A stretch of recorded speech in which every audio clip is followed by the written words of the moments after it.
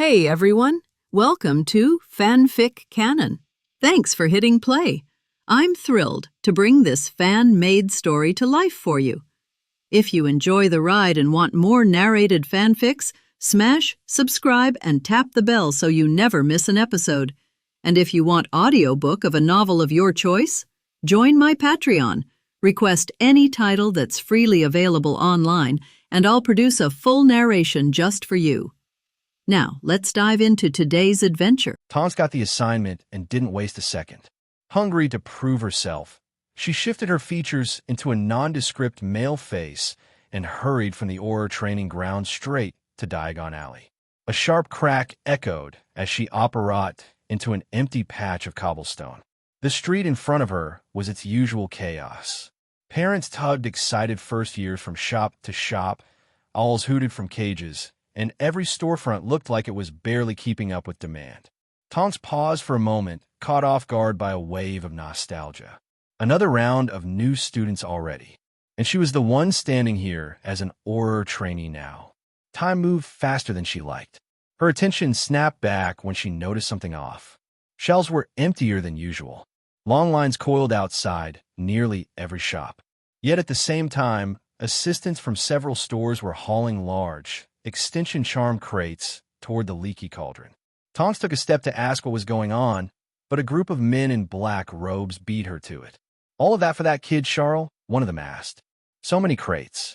How many galleons does he burn through every day? How can one person need this much stuff?" The shop workers only shook their heads. "Who knows? Old Tom says he sends 80 deluxe meals upstairs to that Charle every day. Everyone gone in 10 minutes. One time he thought maybe the kid was hiding some giant magical creature up there, but that's not our issue. As long as he pays on the spot, we just deliver." The assistants moved on, carrying yet more boxes through the cauldron door. Tonk's eyes narrowed. There it is. No wonder the office flagged it. There was no way a single 11-year-old could burn through that much food and gear.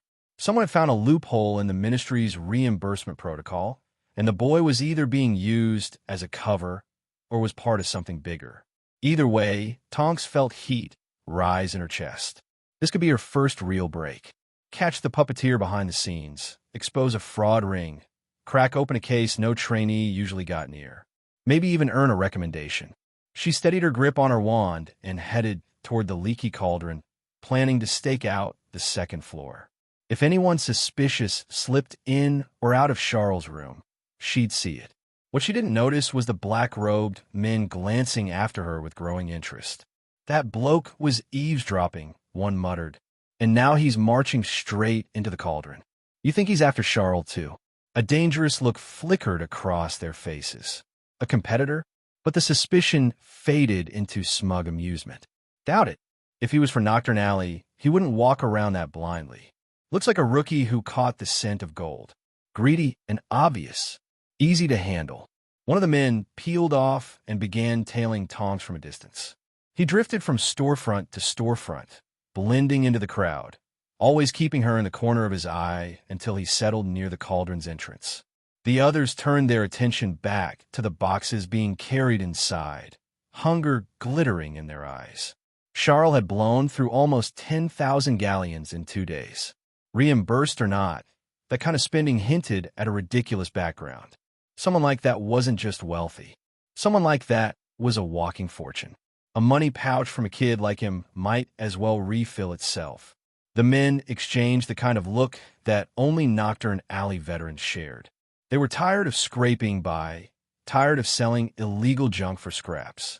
One big job could change everything. "What a brat," one muttered.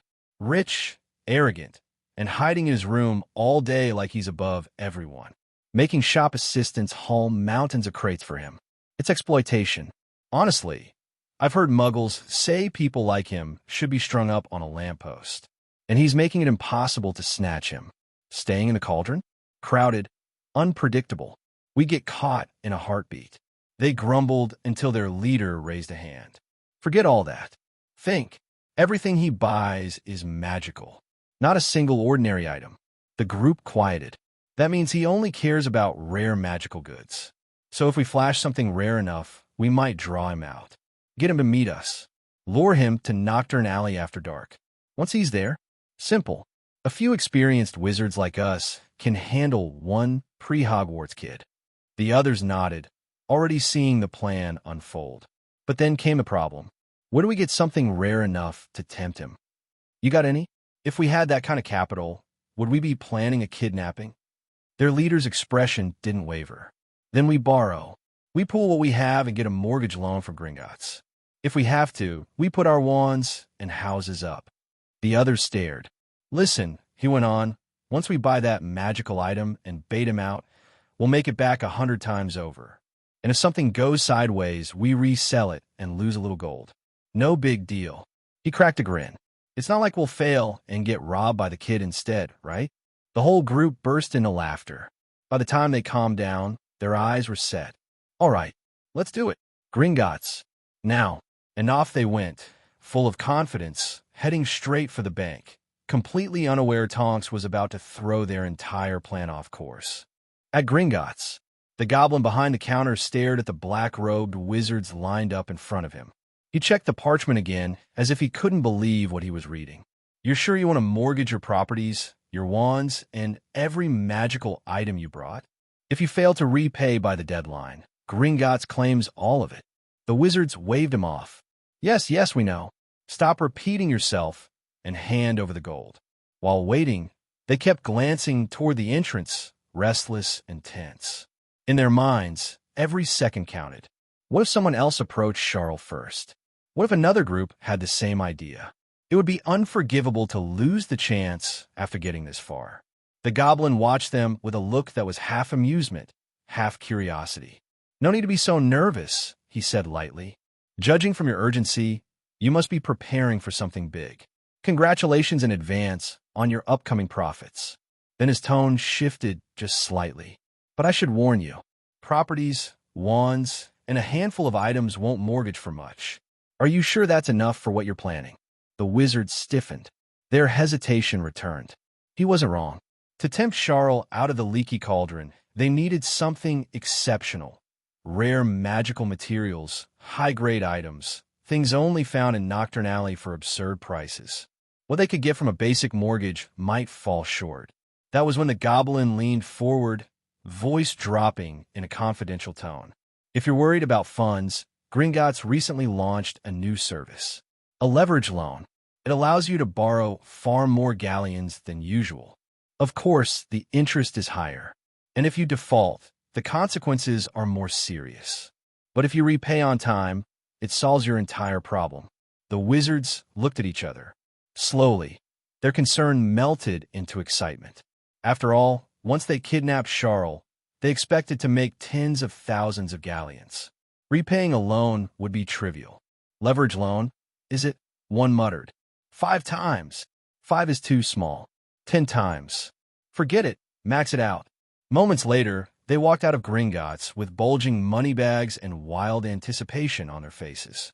With this, we can buy something that'll actually lure him. We're going to be rich. That night, Charle was still in his room, surrounded by open books from Flourish and Blots. Every few minutes, Deep Blue chimed in.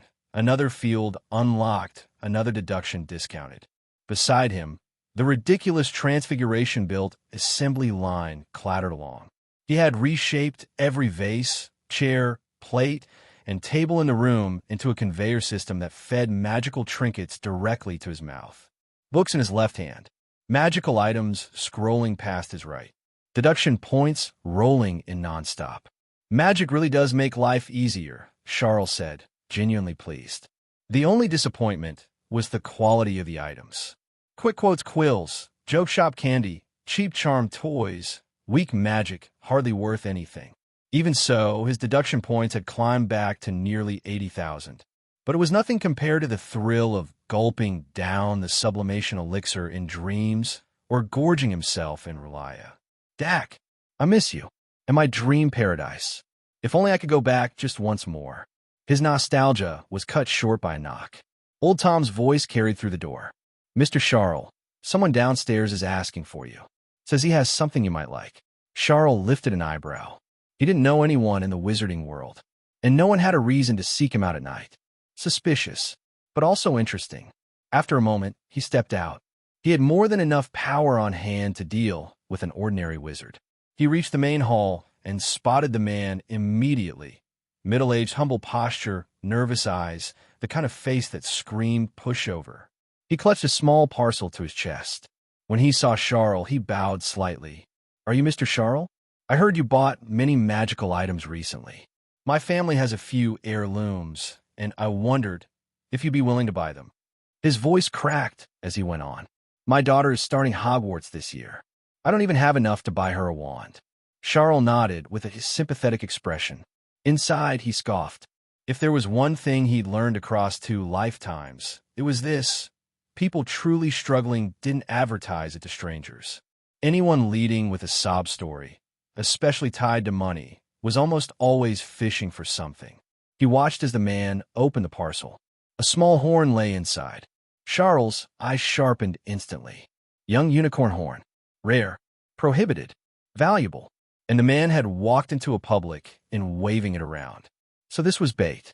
The entire act was a lure. Charle almost admired the effort. He put on a bland smile. "Oh, this? Just a horned beast's horn. Not worth much." He clicked his tongue. "Still, I do feel for your daughter. I'll give you 3 galleons for it. Buy her a wand." The wizard froze. His eyelid twitched. Horned beast? He'd bought that horn in Nocturne Alley for 500 galleons. 3? This kid was more ruthless than the criminals. But that ruthlessness confirmed something. Charle wasn't some clueless child. He had to be from a rich, powerful family. Only people with serious backing negotiated like that. The man inhaled sharply and shifted gears. Yes, 3 galleons is a blessing. But he lowered his voice. "I have a few more items at home. They're bigger than this and hard to carry. My home is nearby. Would you come take a look?" Charle didn't miss a beat. They finally wanted to step outside. As expected, he had been buying too much too fast. Someone was bound to try something eventually. He had one lingering question. Items like unicorn horns cost hundreds of galleons. They must have several more pieces prepared. Why would people with that kind of capital go through so much trouble? But he let the question go. Whatever their reason, it didn't matter. If they were dangling bait this precious, he wasn't going to waste it. Deduction points from unicorn materials alone could push him past 100,000, maybe even 150, enough to brute force a second deduction on Animagus. Charle sighed theatrically, snatched the unicorn horn into his arms, and pretended to debate with himself before nodding. "Fine, I'll come. I can't ignore your daughter's situation, after all." The middle-aged wizard's jaw tightened. Kind heart, this brat? But he forced out a trembling smile. "Thank you, Mr. Charle. Truly, you're too kind." Inside, he promised himself that once they crossed in a Nocturne Alley, Charle would regret every smug word. The bustling daytime activity of Diagon Alley had faded into the quiet and desolation of night. On the street, the middle-aged, dark wizard led Charle to the entrance of a nearby alley. The signs and warnings at the alley entrance had been temporarily removed, making it look like countless other unremarkable alleys at first glance, only appearing particularly deep and dark.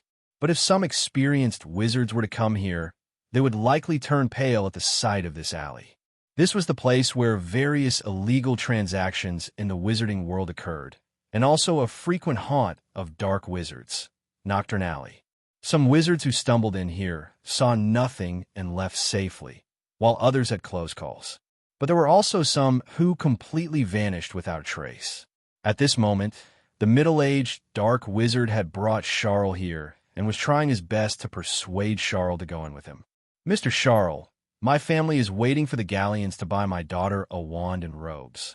You wouldn't want to see your future classmate, a sweet little girl, go to school wearing old robes that people laugh at, would you?" Charle shrugged at this and said leisurely, "Is it possible that in the future I'll be one of the people laughing at her?" The middle-aged, dark wizard choked, then laughed awkwardly. "How could that be? Mr. Charle is kind-hearted. You're a good person." At these words, Charle finally nodded with satisfaction. "You do have good judgment.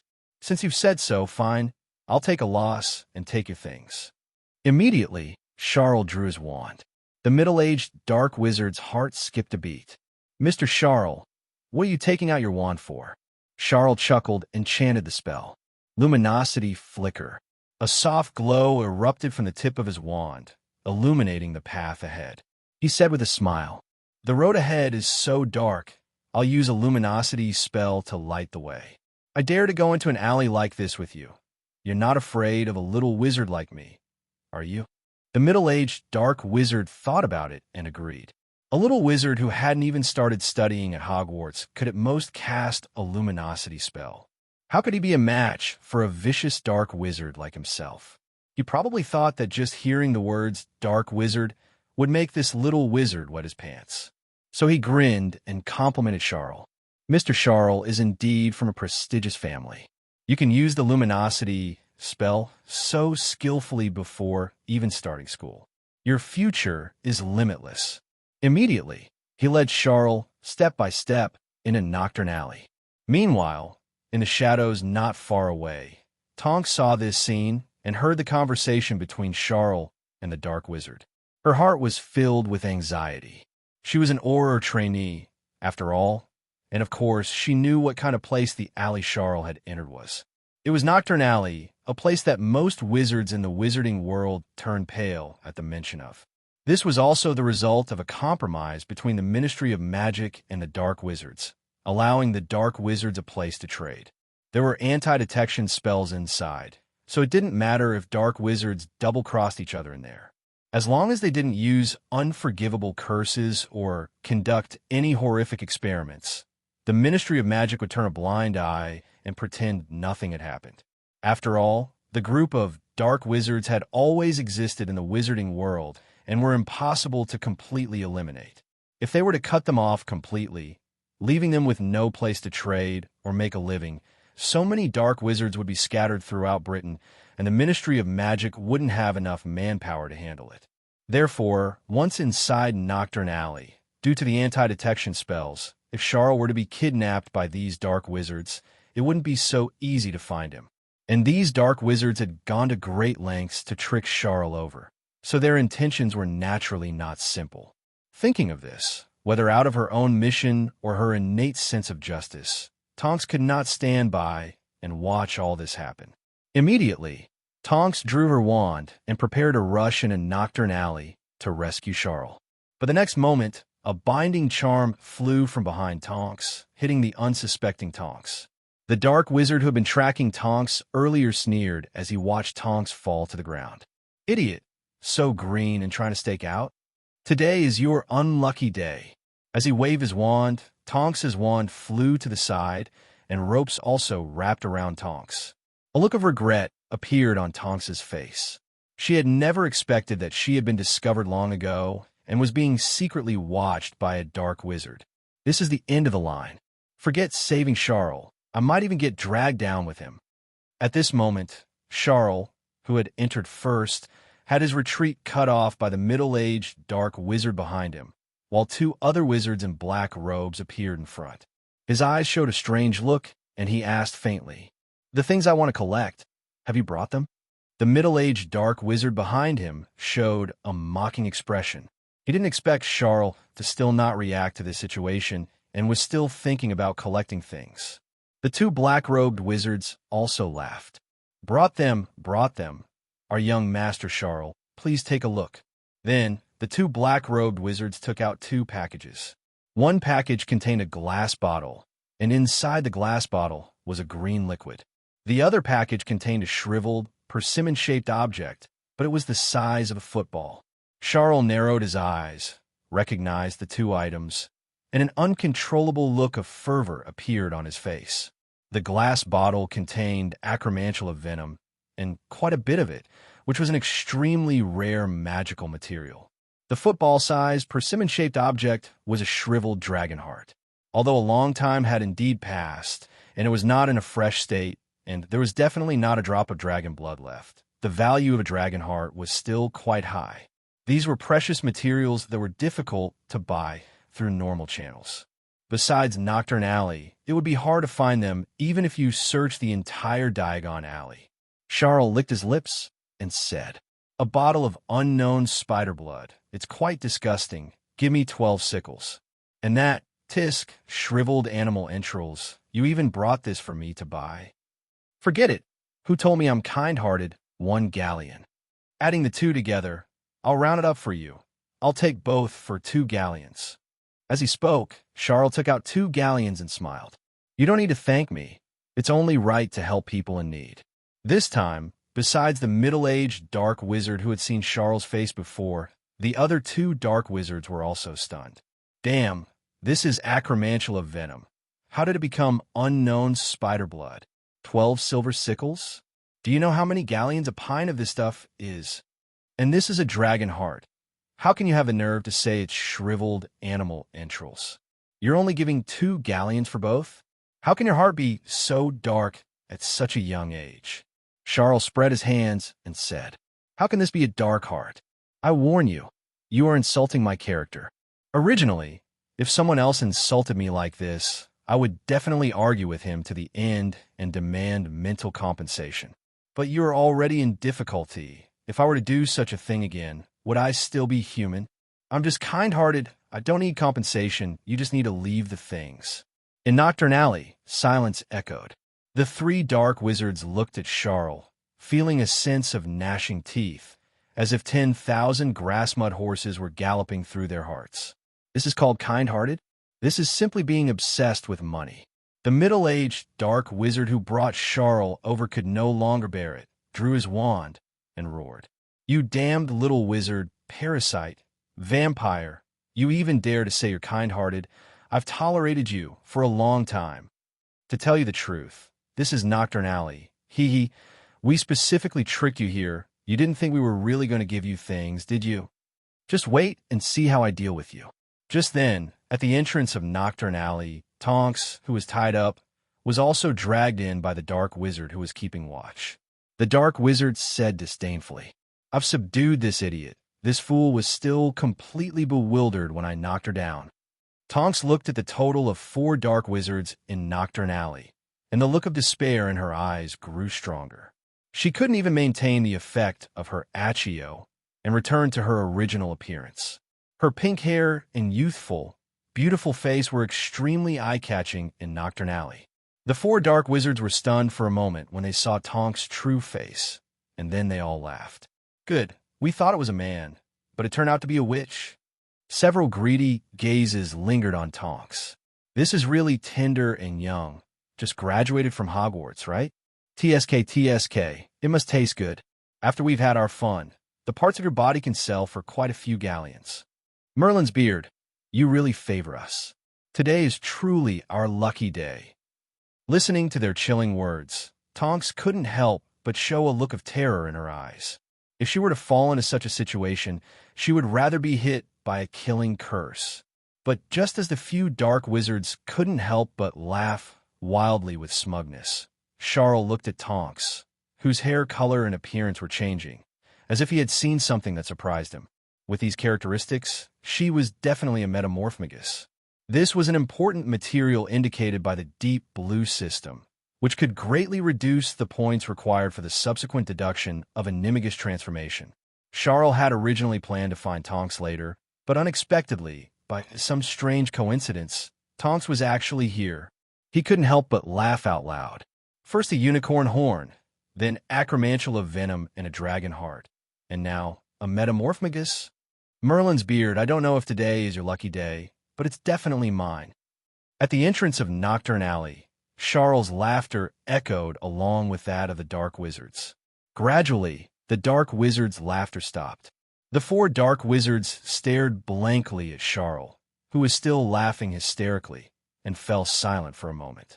After a while, the leading dark wizard angrily rebuked. Laugh, you're still laughing? Do you know what's happening right now? Let me tell you, this is Nocturne Alley. The laws of the wizarding world don't apply here. No one will know what happens here. If you're hoping someone will come to save you by delaying time, you've got the wrong idea. A sinister look appeared in the eyes of the 4 dark wizards, and they all raised their wands. At this moment, Tonks, who was bound by ropes, roared, Are you crazy? Charle is still a child. If you're short on money, come at me. Don't hurt that child. The dark wizard's gazes immediately fell on Tonks. You? Tonks gritted her teeth. I have relatives in both the Black family and the Lestrange family. They are ancient families with great reputations in the wizarding world, immense wealth, but few heirs. I have money. If you want money, I can have these two families gather it. You let Charle go." When these dark wizards heard this, they were overjoyed, and the ecstasy and greed in their eyes were completely unrestrained. "I didn't expect it. So you're also a noble lady. I knew today was our lucky day. But if we can earn 2 shares of money, why earn less? We want both of you, not one less." While Tonks was filled with despair, racking her brain for a way to escape with Charle, the 4 dark wizards raised their wands again, aiming at Charle. It was at this moment that they saw Charle also raising his wand to face them. The dark wizards all laughed. "Oh, a very brave little wizard. You'll definitely go to Gryffindor in the future. But what are you doing with that wand? Are you going to use a Lumos spell to celebrate with us like fireworks?" A playful smile appeared on Charle's lips, even with a hint of anticipation. To be honest, other than the time with Dark, Charle had never truly used his wand in a real fight. With so many new spells deduced, wouldn't it be a shame not to practice them? The next moment, Charle waved his wand decisively and said softly, "Dust-free land." The dust-free land spell instantly poured out. A dominant, all-repelling, invisible magical power formed a domain, spreading out from around Charle at an extremely fast speed, enveloping these dark wizards. When the dark wizards saw Charle's spell, but didn't see any spell light, they were all amused and burst into laughter. "What kind of spell is this? Oh, it's amazing, truly amazing. It must be a spell you, this incredible little wizard, created yourself, right? It's terrifying. I almost peed my pants." But the next moment, as the domain of the dust-free land spells swept and spread, and they tried to stun Charle with spells, they were horrified to discover something. The magic, like blood, like instinct, had actually disappeared. Even their wands seemed to have turned into broken wooden sticks, completely useless. They waved their wands in vain, but there was no reaction at all. Even the ropes formed by the binding curse on Tonks fell down one by one. This scene caused everyone present to go blank in the head, and the dark wizard's laughter came to an abrupt halt. But Charle's actions had not stopped. After the dust-free land spell erupted, Charle waved his wand again, silently, without chanting the spell, but as the wand was waved, a very profound transfiguration was cast. The ground beneath the feet of the dark wizards began to churn. The originally solid bricks suddenly became soft, turning into a mire that trapped the few people. And the wands in their hands, the bundles in their arms, spun and flew toward Charle as he waved his wand. Looking at the spoils in his hands, Charle showed a satisfied expression. For wands and 3 precious magical items. This all was quite rich. All of this happened in an instant. By the time the dark wizards reacted, only their heads were exposed from the mire. At this moment, their eyes were wide, the confusion and horror in their eyes dissipated, and they finally understood one thing. Charle, this little wizard who hadn't even started Hogwarts, actually had the strength to crush them. And yet, Charle had pretended to be ignorant and walked into Nocturne Alley with them. This was clearly a deliberate plan to rob them. For a moment, a mix of grief and indignation surged in their hearts.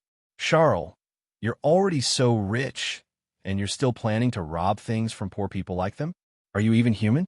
At such a young age, you're already so heartless."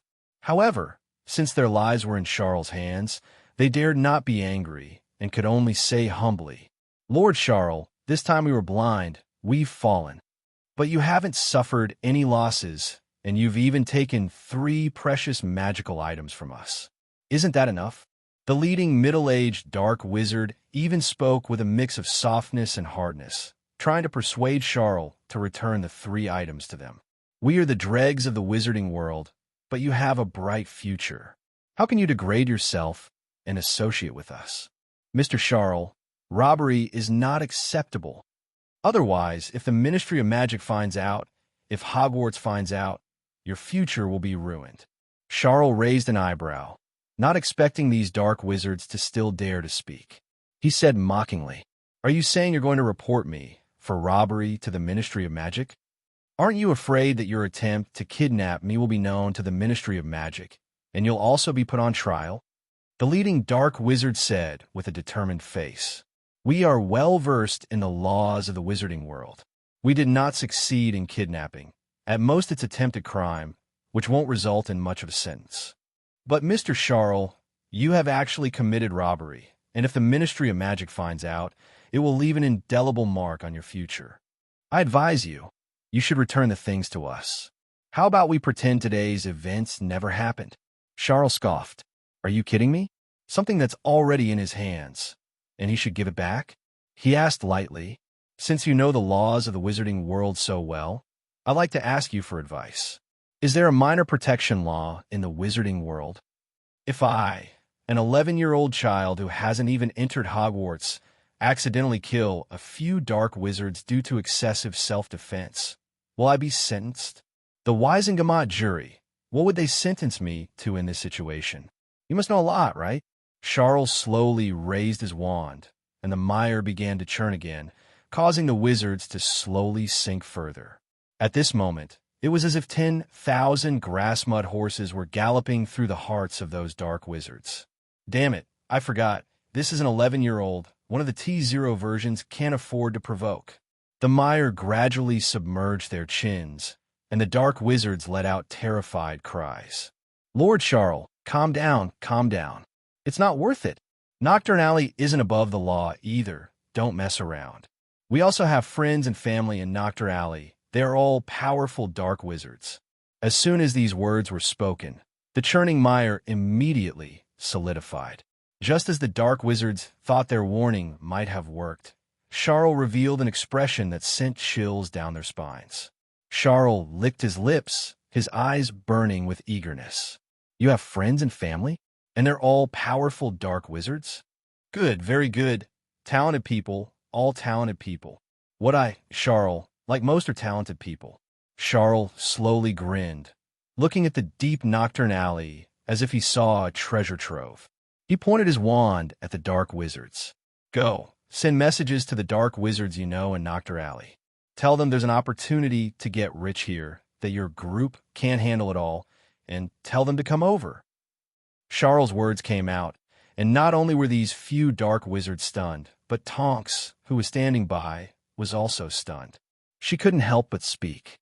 Charle, let's go quickly. This is Nocturne Alley. It's too dangerous. Before she finished speaking, Charle glanced at her.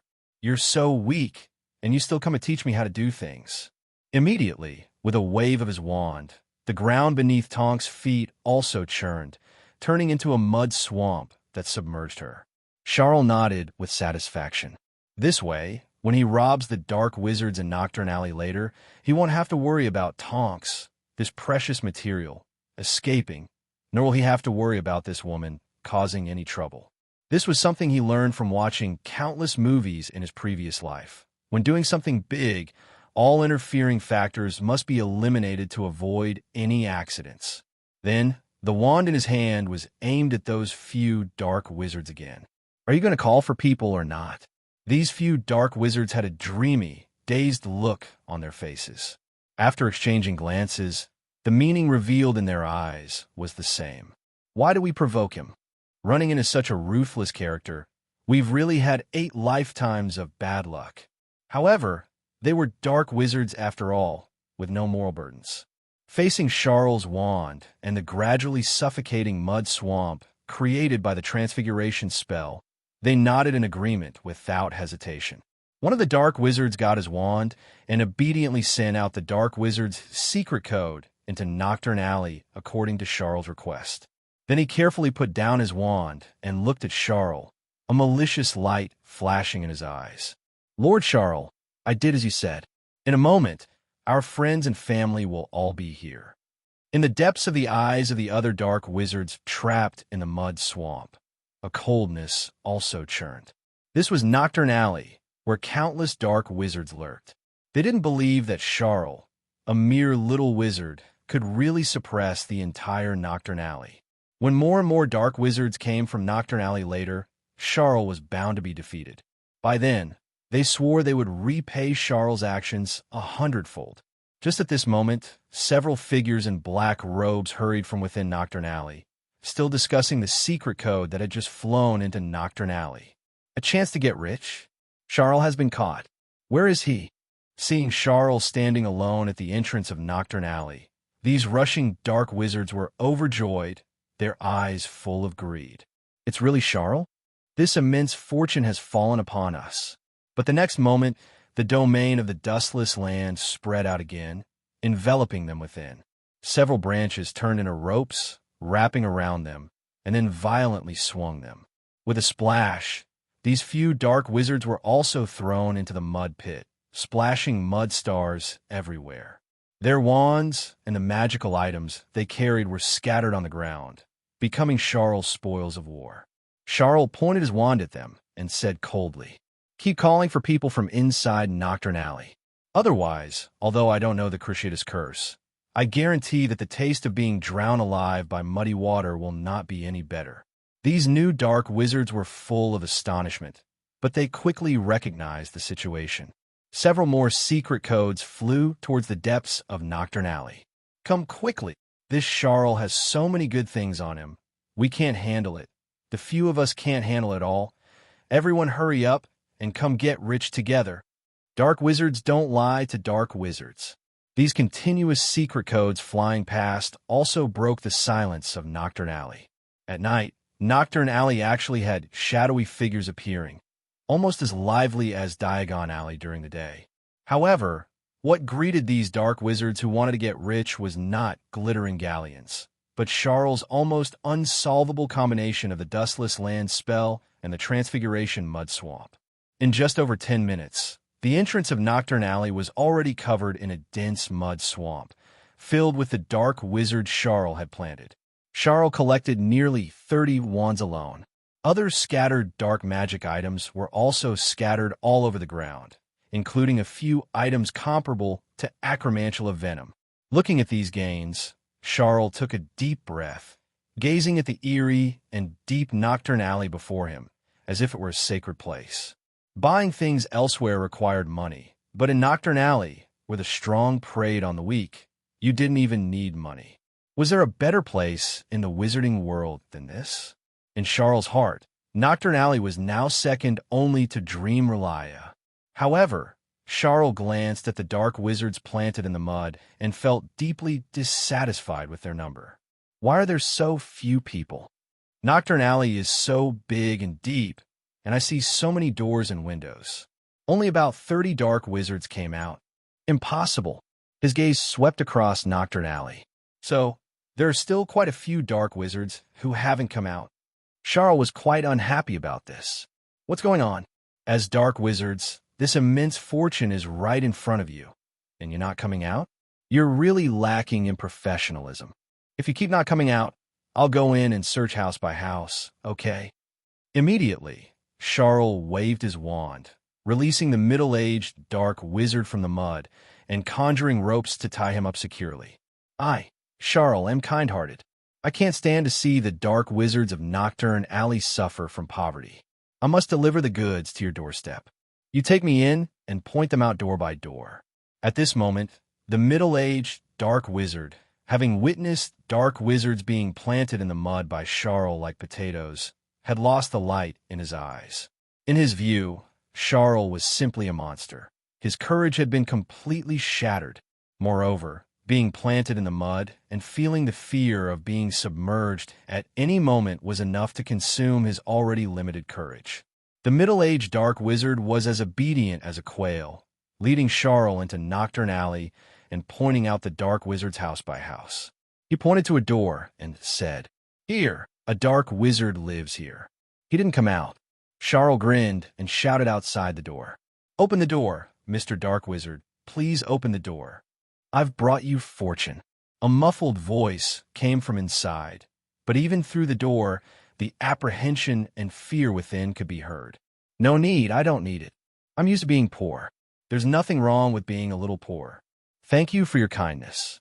The next moment, Charle's wand pointed at the door. Accio, the unlocking charm, a spell learned in the first year at Hogwarts. With the amount of magical knowledge Charle possessed after numerous deductions in the Deep Blue system, he could skillfully use it after just flipping through an elementary spellbook. However, after the unlocking charm hit the lock, the door did not open. The middle-aged dark wizard explained, "Every door and window in Nocturne Alley can defend against the unlocking charm. After all, here, no one wants their home to be turned upside down every time they go out." A sigh of relief also came from inside the door. "Yes, that's right. I even reinforced this door specifically. You can't open it. Mr. Charle, I really don't want this opportunity to get rich. Let someone else have it." Charle took a deep breath. "Don't want it? I've come to bring you an opportunity to get rich, and you actually don't want it? Are you going to trample on my kindness and good intentions? Good intentions should not be repaid like this." Immediately, Charle softly chanted the incantation for the high-frequency laser curse. A bright and dazzling laser beam shot out from Charle's wand. The laser, which could easily melt and cut steel, sliced through the door before him like cutting tofu, creating a large opening and revealing the dark wizard inside, who was still looking bewildered and terrified. Before he could cast a spell, Charle waved his wand, and the messy clutter in the house transformed under transfiguration, suspending the dark wizard in midair, his wand and all his magical items falling out. Charle turned to look at the middle-aged dark wizard. Next one. The middle-aged dark wizard's gaze grew more and more respectful, and he obediently led Charle through Nocturne Alley, going from house to house. The dazzling laser beam hardly stopped in Nocturne Alley. The screams of fear and fright from the dark wizards echoed in the night sky of Nocturne Alley, but outside the alley, there was only silence. In a bar in Nocturne Alley, several dark wizards hid behind the counter, curled up and trembling. Among them, some were clutching their wands and muttering angrily, "Shame! This is simply a disgrace." Nocturne Alley, which makes people tremble at the mere mention of it, and we a bunch of vicious dark wizards were actually beaten through by a little wizard, and were so scared that we hid behind the counter, trembling and not daring to come out. If this gets out, it will simply make dark wizards from other countries look down on us. Think about it. If those French dark wizards hear about this, can we still hold our heads high? The dark wizards nearby also felt the same anger when they heard this.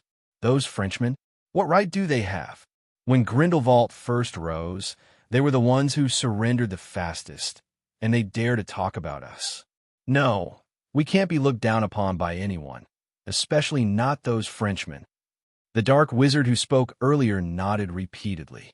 "That's right, we should go out and kill that guy Charle." The dark wizards next to him nodded in agreement. "Yes, that's right, kill Charle. Strongly agree. Since you said so, then you go."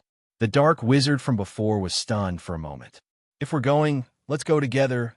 Why should I go?" "This is to protect everyone's reputation." The other dark wizards were dispirited. "Forget it. We're not young anymore. What reputation is there to speak of? When the Death Eaters were recruiting, weren't we all rejected? We're just a bunch of small fries. Stop pretending to be some powerful dark wizards who can stop children from crying at night. Okay. How much is reputation worth? Let's just hide here and not go out. I feel like Charle might not find us." Just then, a dazzling laser beam lit up. The doors and windows of the bar, which had been protected by defensive spells, were easily torn apart by the high-frequency laser curse. The light illuminated the pale faces of the dark wizards huddled behind the counter, and also illuminated Charle's smiling, wide grin. "Ah, there's still a few little mice hiding here. Found you." Terrified screams pierced the night sky of Nocturne Alley, then quickly turned to silence as if swallowed by some monster.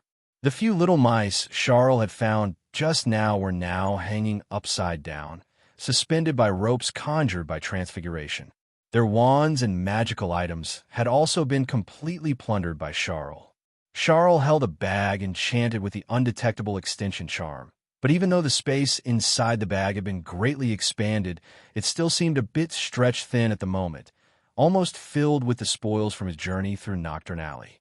Fortunately, after this bar, the area belonging to Nocturne Alley was also nearing its end.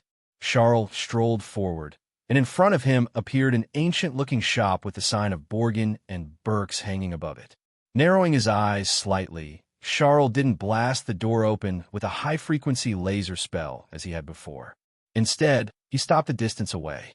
Charle still harbored some apprehension towards this shop that had stood firm in Nocturne Alley.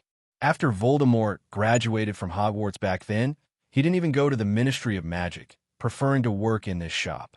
Although a large part of the reason was that Voldemort wanted to find some strange items here to make Horcruxes, Voldemort was not someone who liked to waste time. If he couldn't learn anything here, Voldemort wouldn't have stayed for long. And even the Voldemort who had just graduated from Hogwarts had already mastered advanced dark magic like making Horcruxes, and his strength had surpassed most Hogwarts professors. Yet, even so, he patiently stayed at Borgin and Burke's for a long time. A place where he could learn things must have very deep waters. What's more, the Vanishing Cabinet, a key item in the assassination of Dumbledore in the original work, also appeared in this shop. Being able to participate in this matter and play a key role further proved that this shop was fundamentally different from the other dark wizards outside. Before having the strength to never fail, Charle didn't plan to force his way into Borgin and Burke's. And just as Charle stopped in front of Borgin and Burke's, a greasy voice came from inside. "Mr. Charle, you've made a wise choice. Believe me, if you force your way into Borgin and Burke's, you will definitely pay an unimaginable price. How about this? Let's make peace. How about you leave now?" Charle raised an eyebrow. He didn't plan to force his way in, but since he was already here, was he supposed to return empty-handed? The treasures in Borgin and Burke's were much better than the collections of those impoverished dark wizards. He sneered. "Make peace? Let's be frank. I, Charle, am robbing you." The greasy voice inside clearly carried a hint of anger. "Robbing? You can try. I guarantee that walking into Borgin and Burke's will be the most regrettable thing you do in your life." A strange look appeared on Charle's face. "Is that so? That might not be the case. Who said you have to go in a rob?" Charle said faintly, gripping his wand. "Mr. Borgin, do you believe I'll splash shit on your shop door?" Inside Borgin and Burke's, the greasy voice fell into a long silence, followed by an incomprehensible exclamation. "Charle, you're a black-hearted rogue. You're shameless." Charle shrugged. "Do you still need to talk about morals when dealing with dark wizards? Besides, I've never claimed to be a person of high morals." As he spoke, Charle seemed to remember something and rummaged through an undetectable extension pocket he carried with him, pulling out a magical camera. He said excitedly, "I'll film the whole process of splashing the shit later and send it to the Daily Prophet or the Quibbler or something." Inside the shop, Mr. Borgin was truly panicked. Splashing shit? Even dark wizards couldn't come up with such a nasty trick. Although his shop was in Nocturne Alley, many important figures came here to deal with some unsavory things. If photos of the shop being splashed with shit were to spread, those wealthy, pure-blood wizards probably wouldn't even step on the paving stones in front of his door. This made Mr. Borgin let out a vicious curse. "I really hope that hat at the Hogwarts sorting ceremony is smart for once and sorts you into Azkaban. That's where you belong." But immediately after, Mr. Borgin still held his nose and compromised, packing a few of the shop's treasures into a parcel and throwing it out. Charle waved his wand and opened the parcel, seeing the most conspicuous item inside, a shriveled human hand. This was a dark magic item called the Hand of Glory. When a candle was lit in the Hand of Glory, it would emit a light visible only to the holder, and it was enough to illuminate most magical fogs.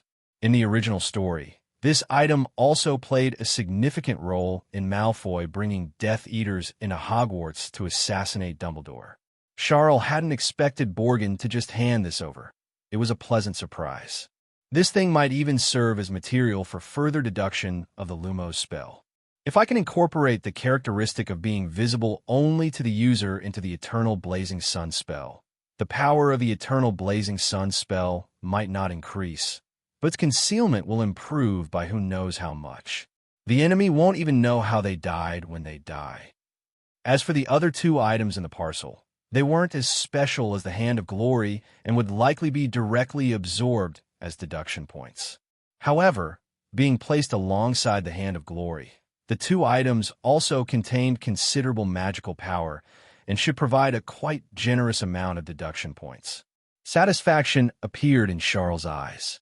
Compared to those impoverished dark wizards, Borgin was clearly much wealthier.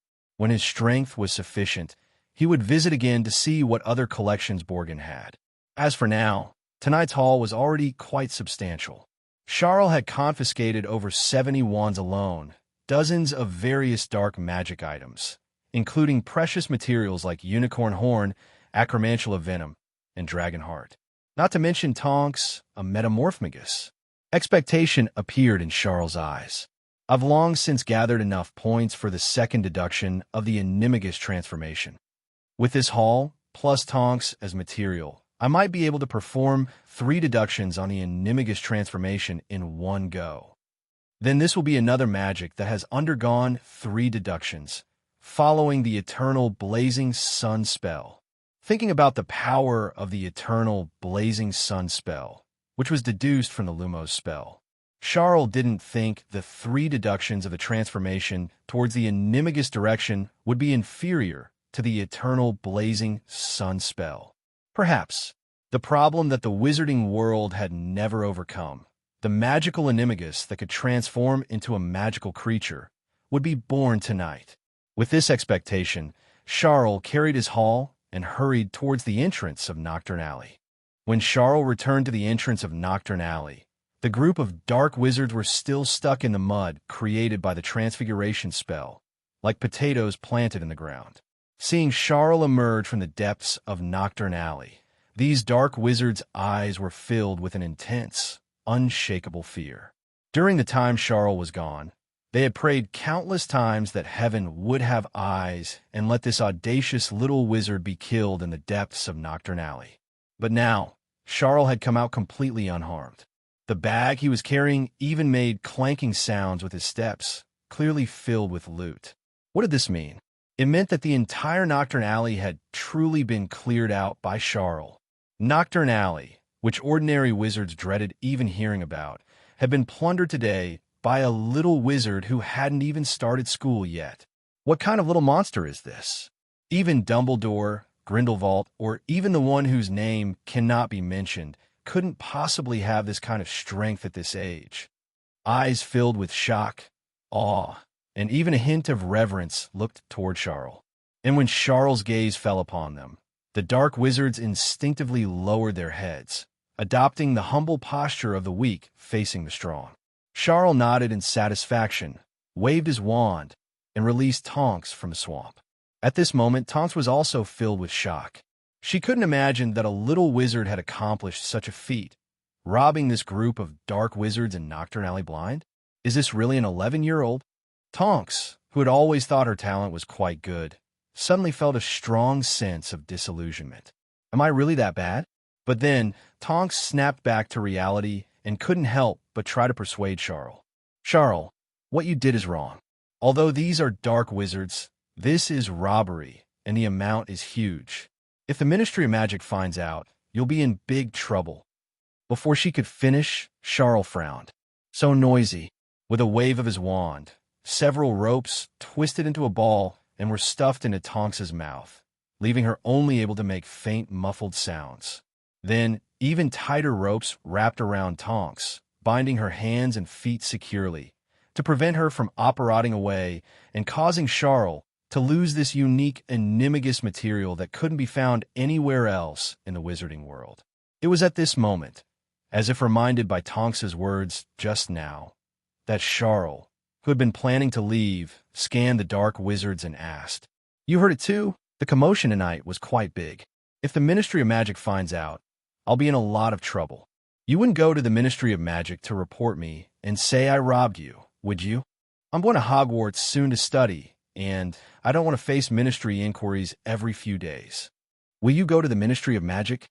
The dark wizards' hearts trembled, and they quickly shook their heads, not daring to hesitate for a moment.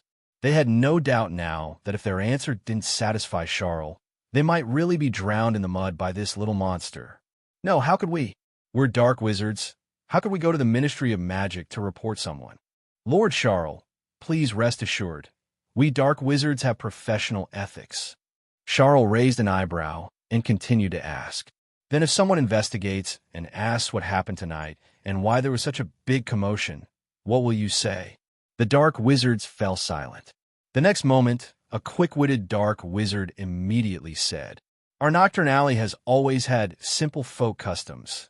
Everyone is like family, loving and helping each other. We are also incredibly enthusiastic towards children who come to Nocturne Alley. The commotion tonight was Nocturne Alley holding a welcome ceremony for Mr. Charle. Charle paused, a smile appearing at the corner of his mouth. Then your doors and windows are all broken.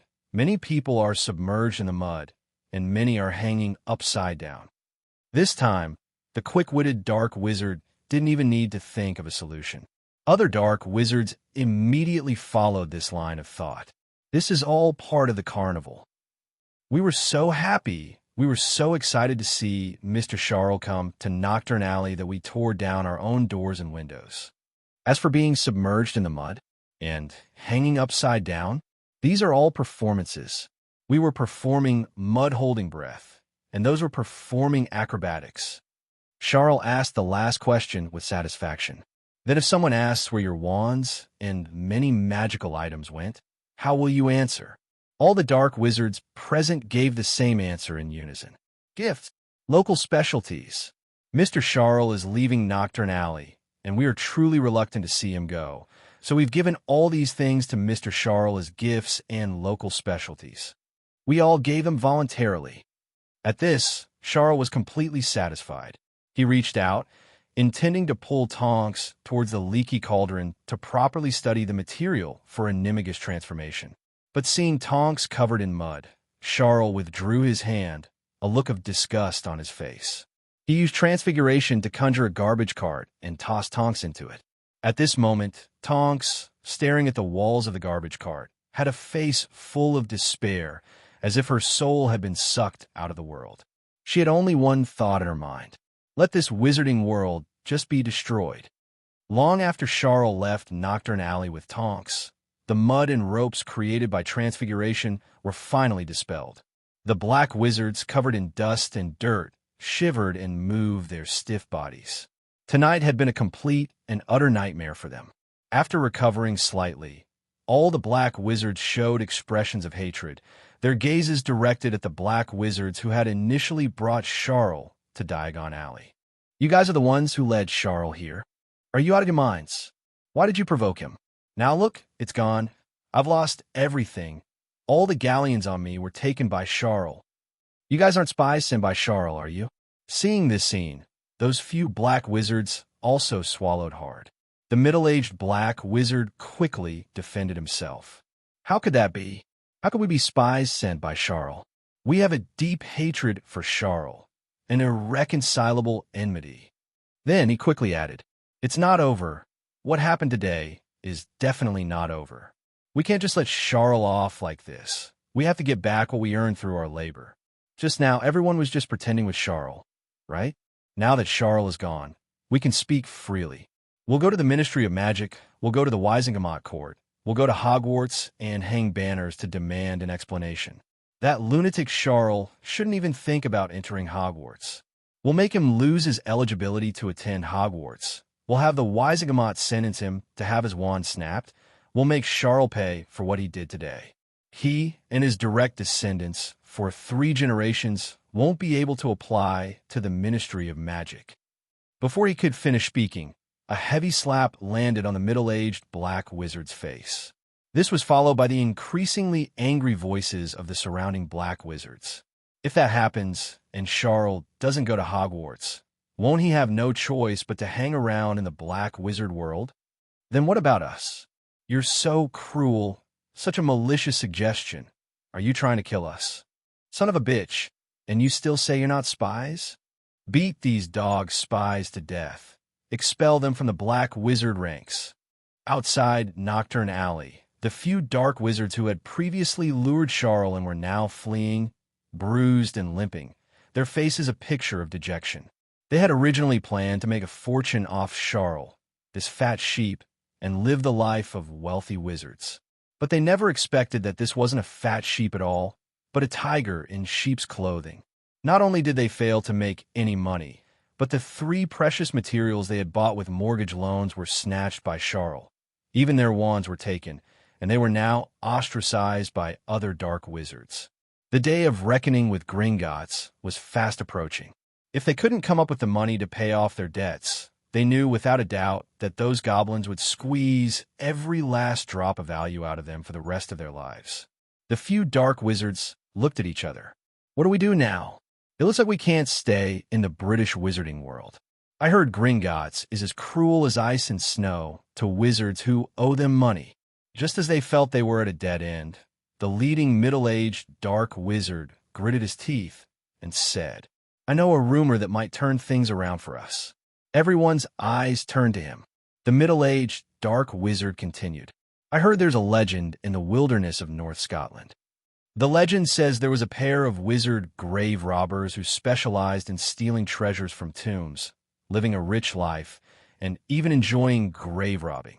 Until one day, they dug up an ancient tomb and unearthed an exquisite magical necklace from it. It said that the necklace was made of a magical metal never seen before, shaped like the fangs of some wild beast. Just looking at it would make you feel a chilling terror mixed with a magnificent beauty. Later, this pair of wizard grave robbers disappeared. Some say they had an internal conflict over the necklace and died in a duel, while others say there was a special magic on the necklace that drove them mad, and they took it to their own graves. But one thing is certain, that magical necklace is absolutely priceless. If we can dig it out of the grave in the North Scotland wilderness, won't we turn things around?" As soon as he said this, the other dark wizards also showed signs of being tempted. A priceless magical necklace was their only chance to turn things around now. The middle-aged dark wizard further encouraged them. A person can be unlucky for a while, but they can't be unlucky forever, right? We've already hit rock bottom. There's nothing left to fear. A moment later, the few of them unanimously decided to go to the wilderness of North Scotland to search for the legendary magical fawn necklace. Meanwhile, in Diagon Alley, the garbage truck squeaked and rolled on its own. Tonks inside the truck was jolted repeatedly and felt utterly hopeless. Being tied up by a young wizard and shoveled away in a garbage truck like this, Tonks felt like she was having an incredibly absurd nightmare. Charle, on the other hand, walked slowly beside the truck, looking quite leisurely. But if you looked closely, you would notice that his fingers were tightly gripping the mithril wand, his knuckles appearing somewhat prominent and white. Then, as if he had tripped, Charle stumbled. In reality, he used this opportunity to quickly turn around, pointing his wand at a shadow on the street. "You've been following me all the way. Come out." After a moment of silence, a figure wrapped in a large turban slowly emerged from the shadows. A curious voice rang out. "How did you find me?" Looking at the figure, Charles' expression was extremely solemn. Wearing a turban wrapped around the back of his head in this weather, this person's identity was also obvious.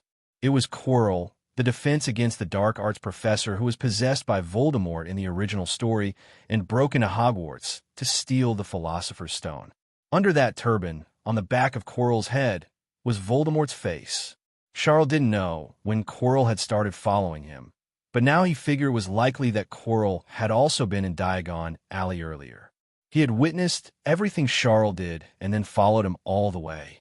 If Charles hadn't cast a dust-free land curse when leaving Nocturne Alley to completely eliminate the magical traces he left behind, which happened to cover the area where Quirrell was, and since that extremely suffocating and terrifying magical power, Charles wouldn't have discovered that there was such a person lurking in the shadows.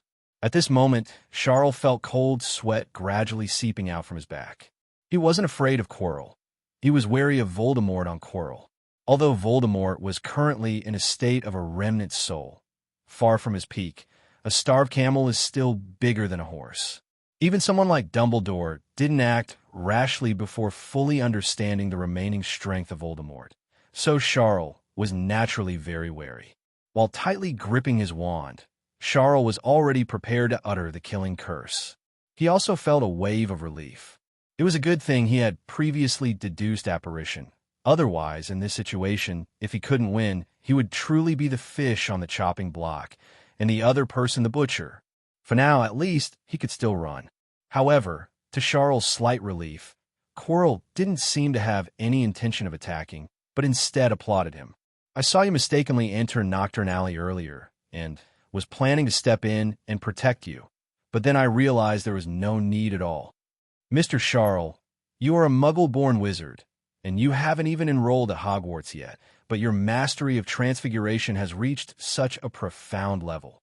If we were at Hogwarts right now, I would add 100 points to your house. After praising him, Quirrell revealed his identity. Don't worry, I'm not a bad person. I'm the defense against the dark arts professor hired by Hogwarts this year. I was in Nocturne Alley earlier buying some materials for my classes, and I didn't expect to witness such an astonishing scene. Then, Quirrell even blinked, as if trying to get closer to Charle. I won't tell anyone about what happened tonight. After all, everyone should have some little secrets, shouldn't they? And in the next moment, Quirrell's demeanor became even colder and more sinister. He casually waved his wand, and a street lamp by the road turned into a thick python, coiled on the street, hissing. This scene, falling into Charle's eyes, caused his pupils to shrink slightly, and he marveled in his heart. It seemed that Voldemort, who was possessing Quirrell, had made a move. Was he showing off his strength? Such transfiguration was indeed superb. Although Charle had initially deduced transfiguration, his mastery was only profound compared to ordinary wizards. Compared to monstrous geniuses like Voldemort and Dumbledore, he couldn't even match their level when they graduated, let alone the current Voldemort. Just a display of skill by Voldemort caused the deep blue prompt to sound in Charle's mind. Host has obtained material for the living transfiguration branch of transfiguration. The points required for secondary deduction in this direction have decreased. This prompt made Charle's heart leap with joy. Good heavens, he didn't expect that in his first meeting with Voldemort, he would receive a small gift. As for why Voldemort would show off his transfiguration mastery in front of him, Charle probably guessed that he wanted to tempt him, so that he would continue to seek him out after entering Hogwarts, and even help him steal the Philosopher's Stone. He might even want to make him a hidden piece lurking beside Dumbledore. And this made a thought surface in Charle's mind. Opportunities to come into contact with wizards of Voldemort's level were not many. Although Dumbledore had previously agreed to teach Charle more spells, that Oldby was too wary of others and would set up tests at every turn, which was really not pleasant. If he could see more advanced magic from Voldemort, the materials alone that Deep Blue could obtain would be enough to save Charle a lot of deduction points in the future. However, Voldemort wasn't running a charity. Possessing Quirrell consumed his own power, and unless he was greatly provoked, he probably wouldn't display too much profound magic. Was there any way to make Voldemort act impulsively? Just as Charle was calculating, Voldemort, possessing Quirrell, spoke tempting words. Charle, your talent and aptitude are not something ordinary professors can teach you. But I happen to know some powerful magic, such as the transfiguration you just saw. After school starts, you can come to me for guidance on any magic you need to learn. I, as a professor, never hide anything. Looking at Charle, Voldemort was very confident, believing that this young wizard would definitely be unable to resist the temptation to seek him out. How could a talented young wizard with such mastery of transfiguration before even enrolling resist the temptation to learn more profound magic? At this moment, Charle's eyes lit up, and a thought flashed through his mind like lightning. Immediately, a look of disappointment appeared on his face. Ah, Professor, I thought you were going to teach me something, but it turns out it's transfiguration. Then, Charle lowered his voice and said, Then I'll tell you a little secret too. Headmaster Dumbledore has already promised me that he will personally teach me transfiguration after school starts. The headmaster also said that his transfiguration is the strongest in the entire wizarding world. I also asked the headmaster who was better at transfiguration, him or the mysterious person, and the headmaster said that the mysterious person wasn't even fit to carry his shoes. According to the headmaster, many of the mysterious person's spells were actually plagiarized from his notes, and then shamelessly claimed as his own. It's simply utterly shameless. After Charle said these words, Quirrell's expression gradually stiffened. What? Headmaster Dumbledore. The old headmaster said that? Damn it, that's really shameless. Shameless. This is simply too shameless. Quirrell was gnashing his teeth and cursing. Charle, however, tilted his head and asked with a face full of curiosity, Professor, why are you so angry? Who are you calling shameless? Quirrell's expression stiffened, and he forced a smile, gritting his teeth and saying word by word. I'm saying the mysterious person who plagiarized Headmaster Dumbledore's magic is shameless. Absolutely too shameless. Stealing magical achievements. This is the most despised thing in the wizarding world. Charle nodded in full agreement. Right, I think so too. Headmaster Dumbledore told me that the mysterious person is famous for the killing curse, claiming to have developed the killing curse from runic script, but that's not the case at all. The headmaster said that the killing curse was something he had developed long ago, but because it was too cruel, he only wrote it in his notes. As a result, it was stolen by the mysterious person and became the mysterious person's signature. Voldemort, occupying Quirrell's body, froze, as if falling into some kind of confusion. Immediately after, Charle dropped another bombshell. The headmaster also said that the mysterious person's transfiguration was also stolen from him, and they only learned the basics. Back then, the mysterious person wanted to complete a transfiguration called Accio, to turn into a giant snake, but something went wrong, and it was Headmaster Dumbledore who turned him back. The reason the mysterious person lost his nose was a side effect of that Accio transfiguration. The headmaster mentioned it and just shook his head, saying he wished he hadn't saved the mysterious person back then and just let him eat rats until he died. Voldemort's face turned green, then purple. He never expected to hear such news from Charle. Dumbledore, that cunning old bee, was actually slandering him with such words behind his back. The killing curse was clearly his proud achievement. When did it become his? And the reason he lost his nose was completely intentional. All right, it was a trivial price paid in dark magic transfiguration. How did it become him failing at transfiguration and being saved by Dumbledore? Rumors. All of them are slandering rumors. Dumbledore, that old bee, how many rumors did he spread during the years he disappeared? However, after the anger, Voldemort still had a hint of doubt. He didn't really think Dumbledore was a saint. But could Dumbledore's character really be this low? This little wizard Charle isn't just talking nonsense, is he? The next moment, a flicker of light passed through Voldemort's eyes. This was his innate ability, similar to legilimency, which had reached its peak after continuous refinement and dark magic transfiguration, allowing him to distinguish almost any lie. Lying in front of the Dark Lord was considered impossible among the Death Eaters. Even with only this much soul left, Voldemort could still use this ability. He wanted to see if what Charle said was true.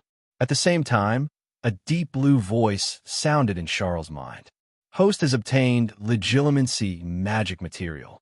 The points required to deduce the legilimency spell will be greatly reduced. A strange look also flashed through Charle's eyes. Since Deep Blue said so, it meant that the current Voldemort was already getting angry, right? Almost a natural instinct like legilimency. No one can lie in front of the Dark Lord. What if he wasn't lying? Charle pondered for a moment, then started fanning the flames again. In Headmaster Dumbledore's heart, he only has one true opponent and nemesis, and that is Grindelwald.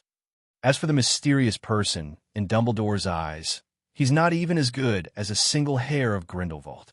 The only being in Dumbledore's heart who can be called a Dark Lord is Grindelwald alone. As soon as these words came out, Voldemort, who was using his innate talent to judge the truth of Charle's words, froze there directly. It was true. He could sense that everything Charle said was true. If the previous words were to anger Voldemort and make him feel that Dumbledore, that old bee, was becoming more and more shameless, these few sentences now completely broke Voldemort's defense. He never expected that he considered Dumbledore his biggest opponent. But in Dumbledore's eyes, he, the Dark Lord who created a catastrophe, was nothing, not even comparable to the failed and outdated Grindelwald. Why? Wouldn't that make him look like a clown? Dumbledore. Voldemort's heart let out bursts of angry roars. You will pay for those words. Then, as if he had made some kind of decision, his eyes turned much colder as he looked at Charle and said, Charle, Dumbledore's magic is certainly powerful, but I have traveled the wizarding world for many years and have also obtained some mysterious and powerful magic that may not be inferior to Dumbledore's. Come to my office after school starts, and I will teach you all of these spells. Believe me, once you cast them, I guarantee Headmaster Dumbledore will be startled. Charle raised his eyebrows, showing a look of skepticism. Really? All right then, Professor, I'll give you a chance. Voldemort took a deep breath and turned to leave into the shadows. He returned his body to Quirrell, and Quirrell, who had regained control of his body, was as pale as paper and asked tremblingly, Master, are you really going to teach Charle magic? Voldemort's voice, filled with infinite anger, echoed in his soul. I originally only intended to use Charle as a pawn, using his pursuit of power to see if he could be useful. But now I've changed my mind. That damned old man Dumbledore, I want him to know what kind of price he has to pay for completely angering me. I will prove through Charle that Dumbledore's outdated magic is insignificant compared to mine. I want Charle to completely embrace the darkness and severely harm Dumbledore and his Order of the Phoenix. Voldemort's voice was sinister. Doesn't Dumbledore have his boy who lived? Just right. I heard that this Charle has also recently been called another boy who lived, so he will belong to me. Then, Voldemort urged Quirrell. Get ready. I need to break into Gringotts as soon as possible and get the Philosopher's Stone to reshape my body. I've had enough of this kind of life. Once I reshape my body, I will definitely make Dumbledore feel fear, and I will make this Charle grovel at my feet. Watching Quirrell's figure disappear into the distance, Charles' tense body gradually relaxed, and he let out a long breath. It must be said that although Charles successfully provoked Voldemort and broke his defense by relying on his familiarity with the plot, gaining the opportunity to learn Voldemort's advanced dark magic at Hogwarts. However, the pressure brought by the enraged Voldemort just now was also immense for Charles. If they had really fought and Charles' magic didn't work immediately, he would have probably had to use apparition to escape. It could only be said that his current strength was still quite far from the level of Dumbledore and Voldemort. In the eyes of others, this was a matter of course. After all, Dumbledore and Voldemort were the peak existences in the wizarding world. For a young wizard like Charles to want to compete with them in strength was simply insane. But a cold glint appeared in Charles' eyes. He didn't like this feeling of being suppressed, and the chasm that was difficult for ordinary people to cross might only take him one night. After taking a deep breath, Charles quickened his pace and returned to the leaky cauldron with Tonks. Clang, clang, Charles poured out a large bag of spoils, his expression gradually becoming fervent. This was the harvest from raiding Nocturne Alley tonight. If it was all digested, the 3 deductions of transfiguration would be completed. He didn't dare to say he could face Voldemort at his peak, but Voldemort possessing Quirrell, Charles might not be unable to challenge him. The next moment, Charles grabbed a bottle of Aragog venom and gulped it down. Deep Blue, time to eat. As a bottle of acromantula venom went down, a series of deep blue prompts immediately sounded in Charles' mind. Deduction points plus 100. Deduction points plus 100. While the prompts were sounding, Charles had no intention of stopping. A unicorn horn was also stuffed into his mouth. Because the dragon heart was too large, Charles directly used the laser spell to cut it into several pieces, then swallowed them one piece at a time. Next, the Dark Wizard's wands were also lined up by Charles into a long string. And like eating a bowl of longevity noodles, he slurped them all into his stomach. Even the dangerous magical items scattered all over the ground, Charles didn't bat an eye. Apart from the Hand of Glory, which he planned to study further to continue deducing the Lumos spell, the other magical items were devoured by Charles like a whirlwind sweeping away clouds. When the last magical item disappeared into Charles' mouth, the deep blue prompts in his mind finally stopped. The rapidly growing total number of deduction points also slowly came to a halt, finally stopping at 300,000 points. Looking at this unprecedented number, Charles' eyes showed ecstasy. Having been in contact with the wizarding world for so long, this was the first time he had so many deduction points. Killing and arson lead to a golden belt. The ancients truly did not deceive me. However, based on Charles' previous experience in deducing spells, a more advanced spell usually requires close to 1,000,000 points to complete 3 deductions. Transfiguration should be no exception. 300,000 points is still some distance from 3 deductions. But Charle happened to have Tonks, the only metamorphmagus in the wizarding world, who was born with some characteristics of Accio transfiguration. In the judgment of the Deep Blue system, this is considered an extremely precious high-level material. The material obtained from her can greatly reduce the deduction points required for Accio transfiguration. 300,000 plus Tonks should be enough. Charle got up and went to a room in the suite.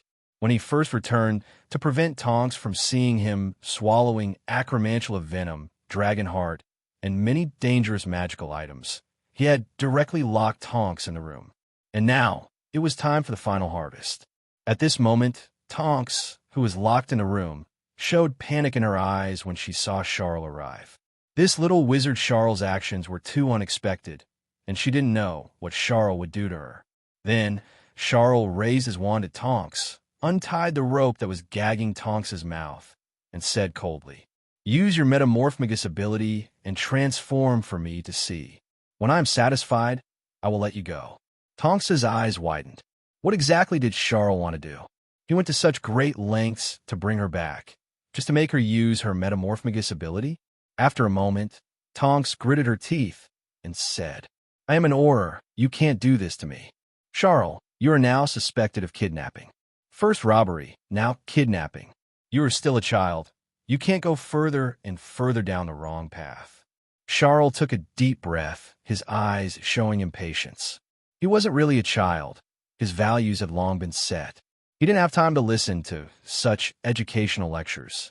If Tonks hadn't been a decent person and had tried to protect him when he was surrounded by dark wizards, Charle wouldn't have let her off easily, just for her actions of staking out and following him. Charle said coldly, "Do you know why Borgin and Burks and Nocturne Alley bowed their heads and were willing to hand over a few precious magical items to me?" He approached Tonks step by step, saying words that made Tonks's mind go blank. "Because I threatened Borgin that if he didn't give me some benefits, I would throw feces at his shop and take pictures of the whole process to send to the Daily Prophet and other newspapers. I have photos of you being subdued by dark wizards, being planted in the mud by me, and being tied up with ropes. Tonks, right? You'd better obey me and fully demonstrate your metamorphmagus ability for me. This way, I guarantee these photos won't be leaked. Otherwise, are you afraid of what Borgin was afraid of?" After realizing what Charle meant, Tonks's face turned pale, and she let out a scream, completely abandoning the idea of persuading Charle. "No, I'll do it. I'll do it." Immediately after, under Charle's wand, Tonks used her metamorphmagus ability, and her pink hair gradually turned fiery red. Her pupils also turned ice blue. Charle stared intently at Tonks, and the deep blue prompts sounded in his mind. Host has obtained metamorphmagus material. The deduction points for the second and third deductions of Accio transfiguration will be greatly reduced. Please continue to obtain more metamorphmagus material. So Charle kept urging Tonks, "Put in more effort. Change your face shape too. I have celebrity posters here. Just change into each one according to the pictures. What about your figure? Can you change your figure?" Each time Tonks was transforming, Charle's hands would slowly move across her face and body, feeling the strange reaction of Tonks' body changing under the influence of magic. Charle now had some understanding of the metamorphmagus ability. No wonder it was called animagus. It did indeed have similarities with traditional animagus transfiguration. However, traditional animagus involves transforming the entire body into an animal, while metamorphmagus cannot transform into an animal, only change appearance, figure, and so on at will. But this is extremely high reference value. if traditional animagus could change as freely as metamorphomagus. For example, if one could freely transform between countless animals like brown bears, wild wolves, and birds, then its uses would undoubtedly be much more extensive. In addition, metamorphomagus transformation is very stable, so much so that it can be passed down to offspring through bloodline. This characteristic related to magical inheritance also has strong reference value for magical animagus, whose goal is to transform into magical creatures. As Charle's hand moved around Tonks' body a few times, the deep blue prompt finally stopped sounding. This also meant that Deep Blue had finished collecting all the metamorphomagus material. At this point, Charle checked the points required for the second deduction of transfiguration towards the animagus direction again. This had decreased from the original 50,000 points to 20,000 points, and the points for the next 3 deductions would also decrease accordingly. Charle took a deep breath, his eyes showing anticipation. 30,000 points, enough for 2 consecutive deductions. At this moment, a blush appeared on Tonks' face, and her gaze toward Charle was extremely resentful. During the process of collecting material, Charle had touched her body without reservation several times. Tonks now wished she could bite a piece of flesh out of Charle. How could such a young wizard who hadn't even started school yet be so bad? Feeling Tonks' gaze, Charle seemed to remember something. He took his hand off Tonks. "Sorry, it wasn't intentional. I just wanted to feel the process of metamorphomagus more clearly." Tonks stared intently at Charle. "I don't believe a word you say. Charle, I'm telling you, I'm going to fight you. I'm not done with you." Before she finished speaking, a muffled thud sounded. Charle withdrew the sturdy mithril wand in his hand and apologized to Tonks, who had fallen unconscious on the ground. "Sorry, I don't have points to waste on the stunning spell, and I don't have time to argue with you, so I could only use this physical stunning spell. But it seems to work quite well." Then he tied Tonks up securely and locked her in the room to prevent her from disturbing him later. After doing all this, Charle clenched his fist tightly and said in his mind, "Deep Blue, transfiguration, animagus direction. Deduce it for me." With Charle's command, 20,000 deduction points were deducted. Following this, Charle's basic transfiguration, which he had honed to near instinct, took a sudden leap towards specializing in animagus transfiguration. In the wizarding world, not many wizards could master animagus transfiguration. There were only a handful of legal animagi registered with the Ministry of Magic. Even including illegal animagi, fewer than 10 wizards who had mastered this transfiguration appeared in the original story. The reason was that the traditional method of animagus transfiguration in the wizarding world was simply too cumbersome. The process required brewing potions under various strict conditions. The difficulty wasn't high, but any slight mistake meant starting over from the beginning. Unless there was a compelling reason to become an animagus, such as James Potter and Sirius Black doing so to help the werewolf Lupin, or the journalist Ligi needing to investigate and obtain various secrets, few wizards would spend so much effort practicing animagus, going through all that trouble just to turn into an animal. It couldn't make you rich, nor could it increase your strength. In fact, if you accidentally turned into an insect or something, you could even be eaten by a bird. Who would be willing to do that? There were also less cumbersome methods, such as those used by the earliest wizards who began practicing animagus transfiguration. At that time, they didn't have such a mature, foolproof tutorial that even a few Hogwarts students could master. Without potion assistance, they relied purely on their transfiguration skills to force the transformation. This wasn't cumbersome, but the process was enough to cause various side effects in over 90% of wizards, and nearly half of them were permanently turned into animals. Those who succeeded continuously accumulated experience and summarized lessons, finally developing the cumbersome but basically safe animagus transfiguration process commonly used in the wizarding world today. Every step in this process was essentially impossible to simplify further, having been refined through countless trials.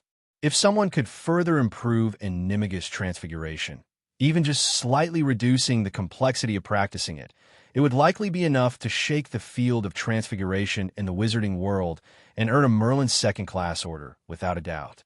Unfortunately, even transfiguration masters like Professor McGonagall and Dumbledore couldn't accomplish this. But now, with the Deep Blue system burning deduction points and the material obtained from the Metamorphmagus, this feat that would have taken generations to complete was achieved in Charle's mind in an instant. Transfiguration, Animagus direction, second deduction complete. Host has obtained complete Animagus transfiguration. Deep Blue's prompt sounded in Charle's mind. Along with it came a vast amount of information about the so-called complete Animagus transfiguration. From the very beginning of Animagus transfiguration, the ambition of transfiguration masters was never limited to being able to transform into only one animal. A transfiguration master can turn a matchstick into anything in the world.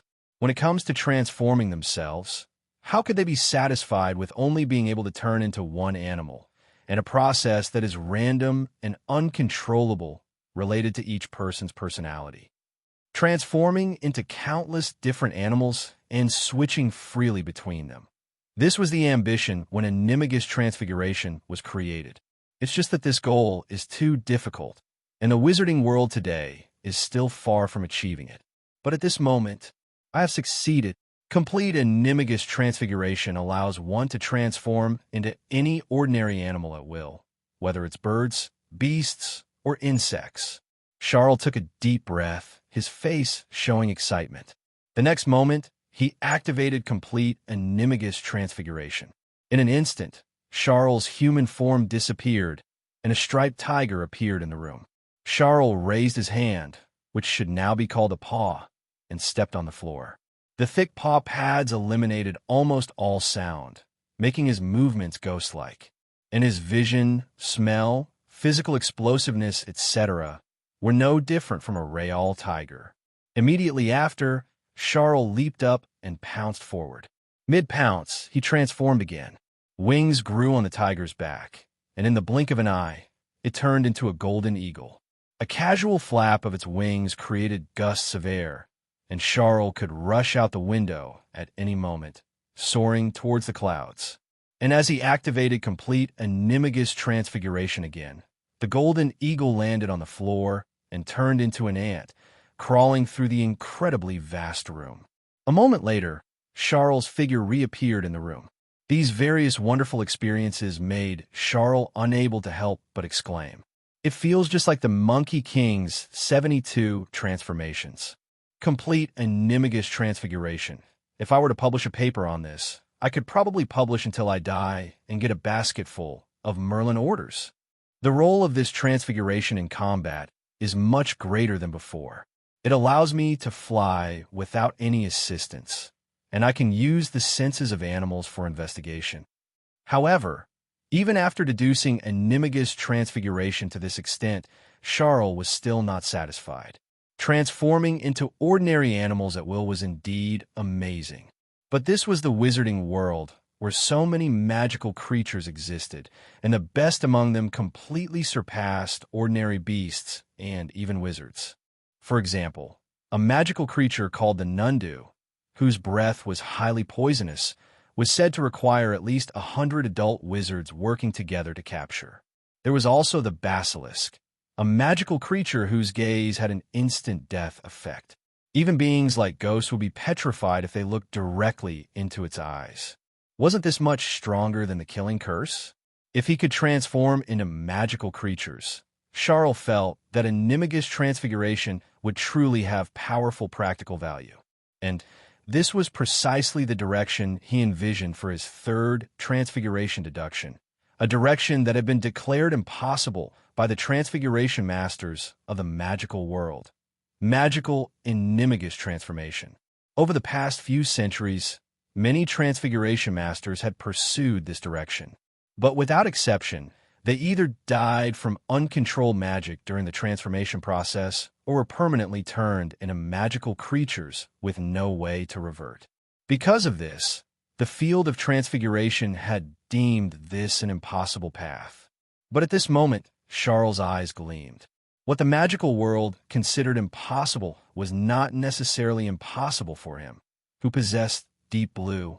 Deep Blue. How many points are needed to perform 3 transfiguration deductions in the direction of magical animagus? Deep Blue provided the answer. Due to obtaining precious metamorphomagus material, which serves as a significant reference for magical animagus transfiguration, the points required for this deduction have significantly decreased, requiring 200,000 points. Charle clenched his fist, his heart surging with joy. This number was close to his estimate. He had already accumulated 200,000 points, and he would even have nearly 80,000 points left over. Without the slightest hesitation, Charle roared in his mind. Deep Blue. 3 transfiguration deductions. Magical animagus direction. At Gringotts, the goblin behind the counter stared at the black-robed wizards lined up in front of him. He checked the parchment again, as if he couldn't believe what he was reading. You're sure you want to mortgage your properties, your wands, and every magical item you brought? If you fail to repay by the deadline, Gringotts claims all of it. The wizards waved him off. Yes, yes, we know. Stop repeating yourself and hand over the gold. While waiting, they kept glancing toward the entrance, restless and tense. In their minds, every second counted. What if someone else approached Charle first? What if another group had the same idea? It would be unforgivable to lose the chance after getting this far. The goblin watched them with a look that was half amusement, half curiosity. No need to be so nervous, he said lightly. Judging from your urgency, you must be preparing for something big. Congratulations in advance on your upcoming profits. Then his tone shifted just slightly. But I should warn you, properties, wands, and a handful of items won't mortgage for much. Are you sure that's enough for what you're planning? The wizards stiffened. Their hesitation returned. He wasn't wrong. To tempt Charle out of the leaky cauldron, they needed something exceptional. Rare magical materials, high-grade items, things only found in Nocturne Alley for absurd prices. What they could get from a basic mortgage might fall short. That was when the goblin leaned forward, voice dropping in a confidential tone. If you're worried about funds, Gringotts recently launched a new service. A leverage loan. It allows you to borrow far more galleons than usual. Of course, the interest is higher. And if you default, the consequences are more serious. But if you repay on time, it solves your entire problem. The wizards looked at each other. Slowly, their concern melted into excitement. After all, once they kidnapped Charle, they expected to make tens of thousands of galleons. Repaying a loan would be trivial. Leverage loan? Is it? One muttered. 5 times. 5 is too small. 10 times. Forget it. Max it out. Moments later, they walked out of Gringotts with bulging money bags and wild anticipation on their faces. With this, we can buy something that'll actually lure him. We're going to be rich. That night, Charle was still in his room, surrounded by open books from Flourish and Blots. Every few minutes, Deep Blue chimed in. Another field unlocked, another deduction discounted. Beside him, the ridiculous transfiguration-built assembly line clattered along. He had reshaped every vase, chair, plate, and table in the room into a conveyor system that fed magical trinkets directly to his mouth. Books in his left hand, magical items scrolling past his right. Deduction points rolling in nonstop. Magic really does make life easier, Charle said, genuinely pleased. The only disappointment was the quality of the items. Quick quotes quills, joke shop candy, cheap charm toys, weak magic, hardly worth anything. Even so, his deduction points had climbed back to nearly 80,000. But it was nothing compared to the thrill of gulping down the sublimation elixir in dreams or gorging himself in Relia. Dak, I miss you, and my dream paradise. If only I could go back just once more. His nostalgia was cut short by a knock. Old Tom's voice carried through the door. Mr. Charle, someone downstairs is asking for you. Says he has something you might like. Charle lifted an eyebrow. He didn't know anyone in the wizarding world, and no one had a reason to seek him out at night. Suspicious, but also interesting. After a moment, he stepped out. He had more than enough power on hand to deal with an ordinary wizard. He reached the main hall and spotted the man immediately, Middle-aged, humble posture, nervous eyes, the kind of face that screamed pushover. He clutched a small parcel to his chest. When he saw Charle, he bowed slightly. "Are you Mr. Charle? I heard you bought many magical items recently. My family has a few heirlooms, and I wondered if you'd be willing to buy them." His voice cracked as he went on. "My daughter is starting Hogwarts this year. I don't even have enough to buy her a wand." Charle nodded with a sympathetic expression. Inside, he scoffed. If there was one thing he'd learned across 2 lifetimes, it was this: people truly struggling didn't advertise it to strangers. Anyone leading with a sob story, especially tied to money, was almost always fishing for something. He watched as the man opened the parcel. A small horn lay inside. Charles' eyes sharpened instantly. Young unicorn horn. Rare. Prohibited. Valuable. And the man had walked into a public and waving it around. So this was bait. The entire act was a lure. Charle almost admired the effort. He put on a bland smile. "Oh, this? Just a horned beast's horn. Not worth much." He clicked his tongue. "Still, I do feel for your daughter. I'll give you 3 galleons for it. Buy her a wand." The wizard froze. His eyelid twitched. Horned beast? He'd bought that horn in Nocturne Alley for 500 galleons. 3? This kid was more ruthless than the criminals. But that ruthlessness confirmed something. Charle wasn't some clueless child. He had to be from a rich, powerful family. Only people with serious backing negotiated like that. The man inhaled sharply and shifted gears. Yes, 3 galleons is a blessing. But he lowered his voice. "I have a few more items at home. They're bigger than this and hard to carry. My home is nearby. Would you come take a look?" Charle didn't miss a beat. They finally wanted to step outside. As expected, he had been buying too much too fast. Someone was bound to try something eventually. He had one lingering question. Items like unicorn horns cost hundreds of galleons. They must have several more pieces prepared. Why would people with that kind of capital go through so much trouble? But he let the question go. Whatever their reason, it didn't matter. If they were dangling bait this precious, he wasn't going to waste it. Deduction points from unicorn materials alone could push him past 100,000. Maybe even 150. Enough to brute force a second deduction on Animagus. Charle sighed theatrically, snatched the unicorn horn into his arms, and pretended to debate with himself before nodding. "Fine, I'll come. I can't ignore your daughter's situation, after all." The middle-aged wizard's jaw tightened. Kind heart, this brat? But he forced out a trembling smile.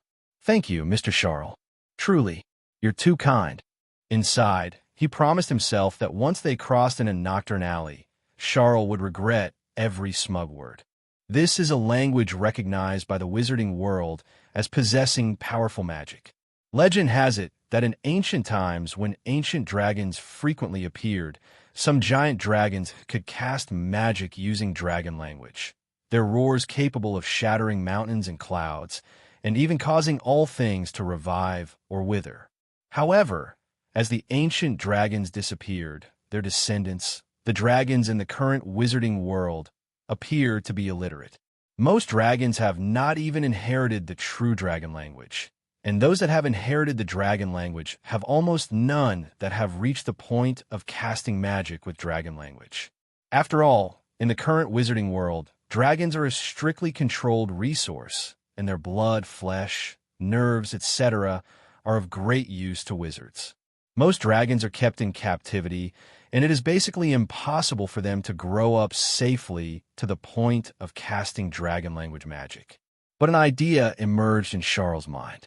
If I transform into a dragon and obtain the dragon language inheritance, Deep Blue, can you operate in my magical Animagus state and continue to deduce dragon language, even bringing the legendary dragon language magic back into the world? In response, Deep Blue gave a brief, mechanical reply. As long as there are enough deduction points, the system is omnipotent. Upon hearing this, Charle couldn't help but excitedly pump his fist. This meant the prospects for magical Animagus transformation were truly immense. If he carefully screened, just the current stage of magical Animagus transformation could potentially allow Charle to obtain 3 types of magic from magical creatures. Just dragon language alone, if deduced to the level of dragon language magic, would make Charles Animagus equivalent to the reappearance of a legendary ancient dragon. He could even contend with peak Dumbledore and peak Voldemort.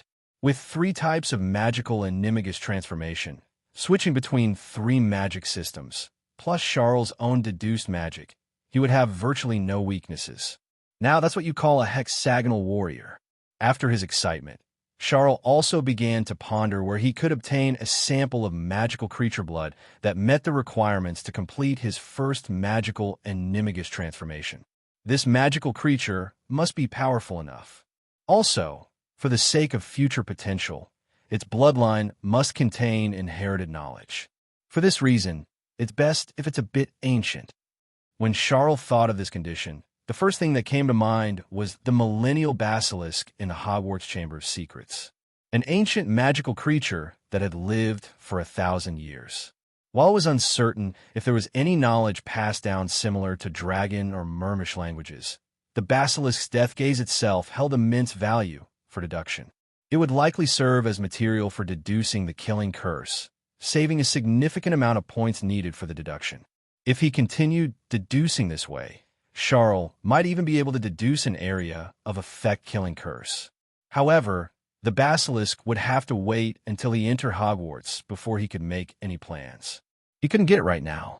Moreover, besides the eternal blazing sun spell, Charle didn't really have any good methods against such large magical creatures at the moment. The power of basic transfiguration was indeed insufficient against a basilisk. Considering the magic resistance of the basilisk scales and skin, the laser spell might not be able to kill it quickly either. Once the battle dragged on, the risk would be very high. The basilisk's venom and gaze were too deadly. Furthermore, if the commotion was too big, it might attract Dumbledore's attention. Charle didn't want to take such risks, so obtaining basilisk blood would require careful planning. But besides basilisk blood, there seems to be another option, one that's even more suitable than the basilisk. And the opportunity to obtain it is coming soon. In Charle's mind, the dragon guarding the vault beneath Gringotts in the original story appeared. It was a Ukrainian ironbelly. From the description in the original story, its size was enormous, and even its scales showed signs of aging, indicating its extreme age.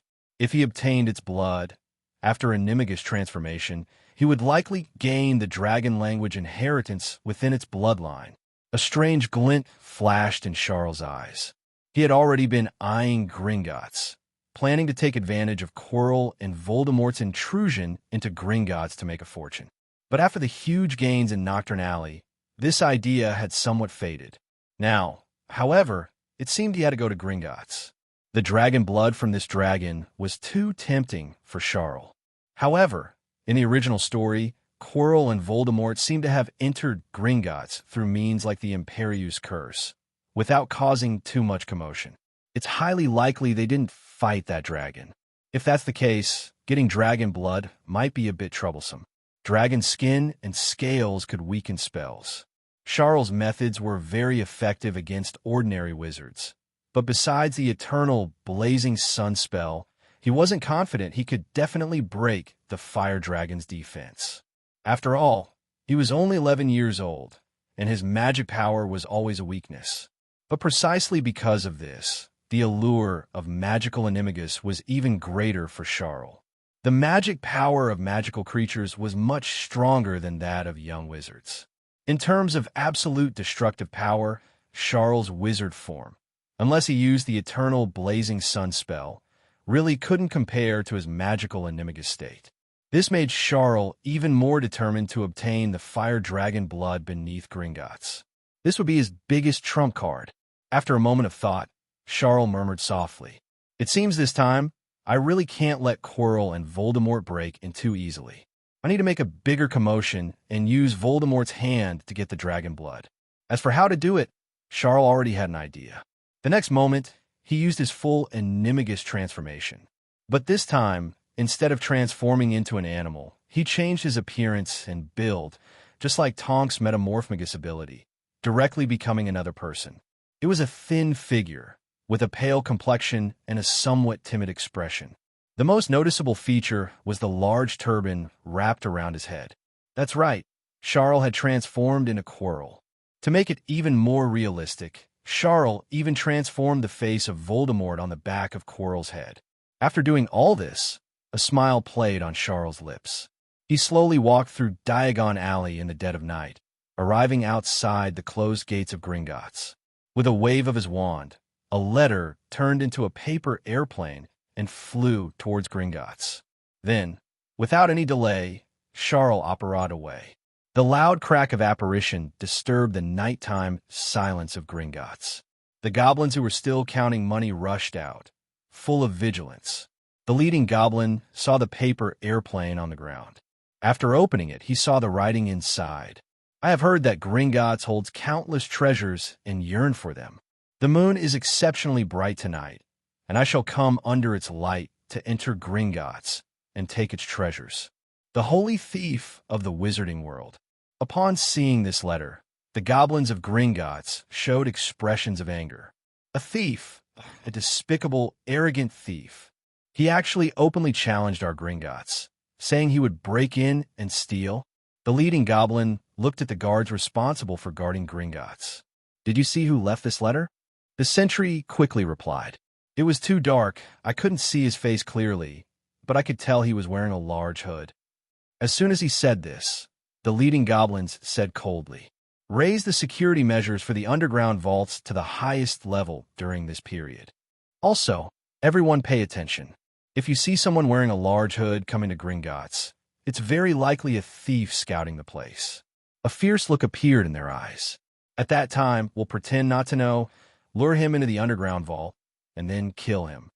Provoking Gringotts? He must pay with his life. Meanwhile, in a room, Quirrell's eyes widened at an order from Voldemort. Master, we're going to break into Gringotts tomorrow. Isn't that too hasty? Voldemort said coldly. Are you questioning my decision? Let me tell you, I've had enough of this life. That damn Dumbledore. I need to regain my physical body as soon as possible and show him a thing or two. Then, considering that only Quirrell was available at the moment, Voldemort still explained to him.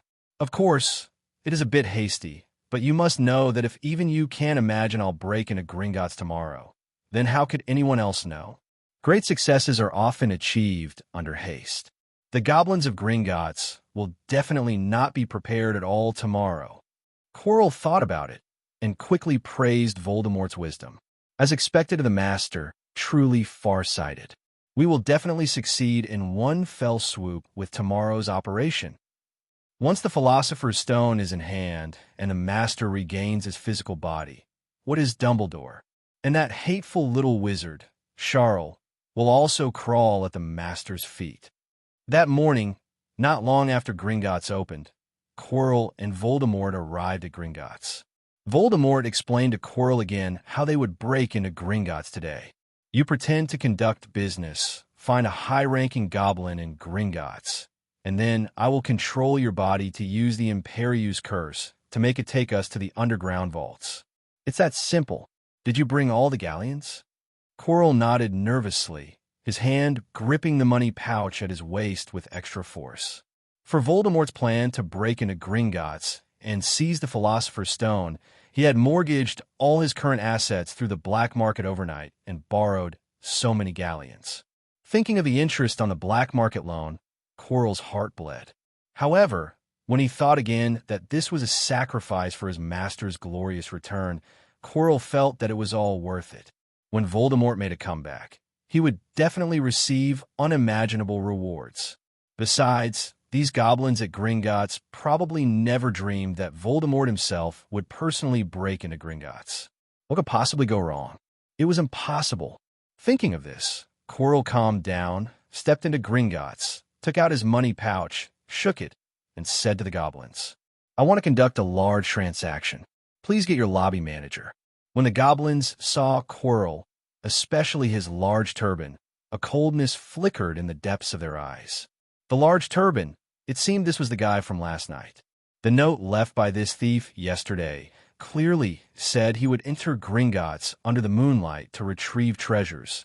But now he was coming during the day? It seemed that letter was meant to lull Gringotts into a false sense of security, to make Gringotts relax its daytime defenses. As expected, he was a cunning thief. Not a single word he said was credible. The Gringotts lobby manager quickly walked over, showing no hint of suspicion on his face, and said enthusiastically to Quirrell, "Esteemed guest, congratulations, this transaction of yours is the 100,000th transaction Gringotts has handled this year. To give back to new and old customers, Gringotts has decided to give you a free underground vault, location of your choice, permanently free. Would you like to come with me to pick one out now?"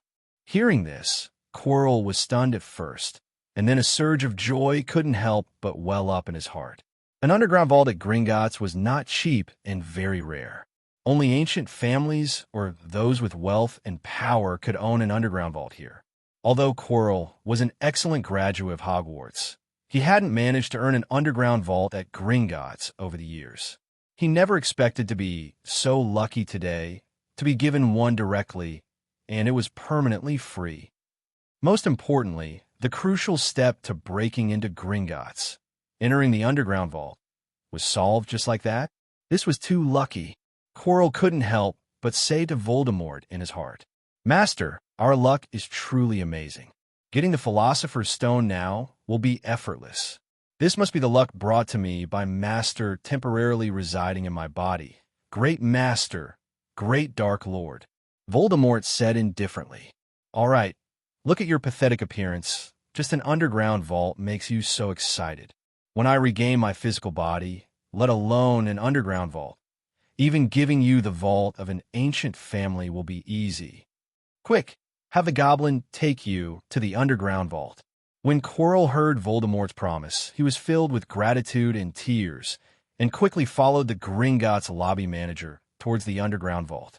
At this time, the goblins on the side also crowded around Quirrell as he walked down. Quirrell was still sighing in his heart. Is this the VIP treatment at Gringotts? Those wealthy and powerful wizards are surrounded like this every time they come.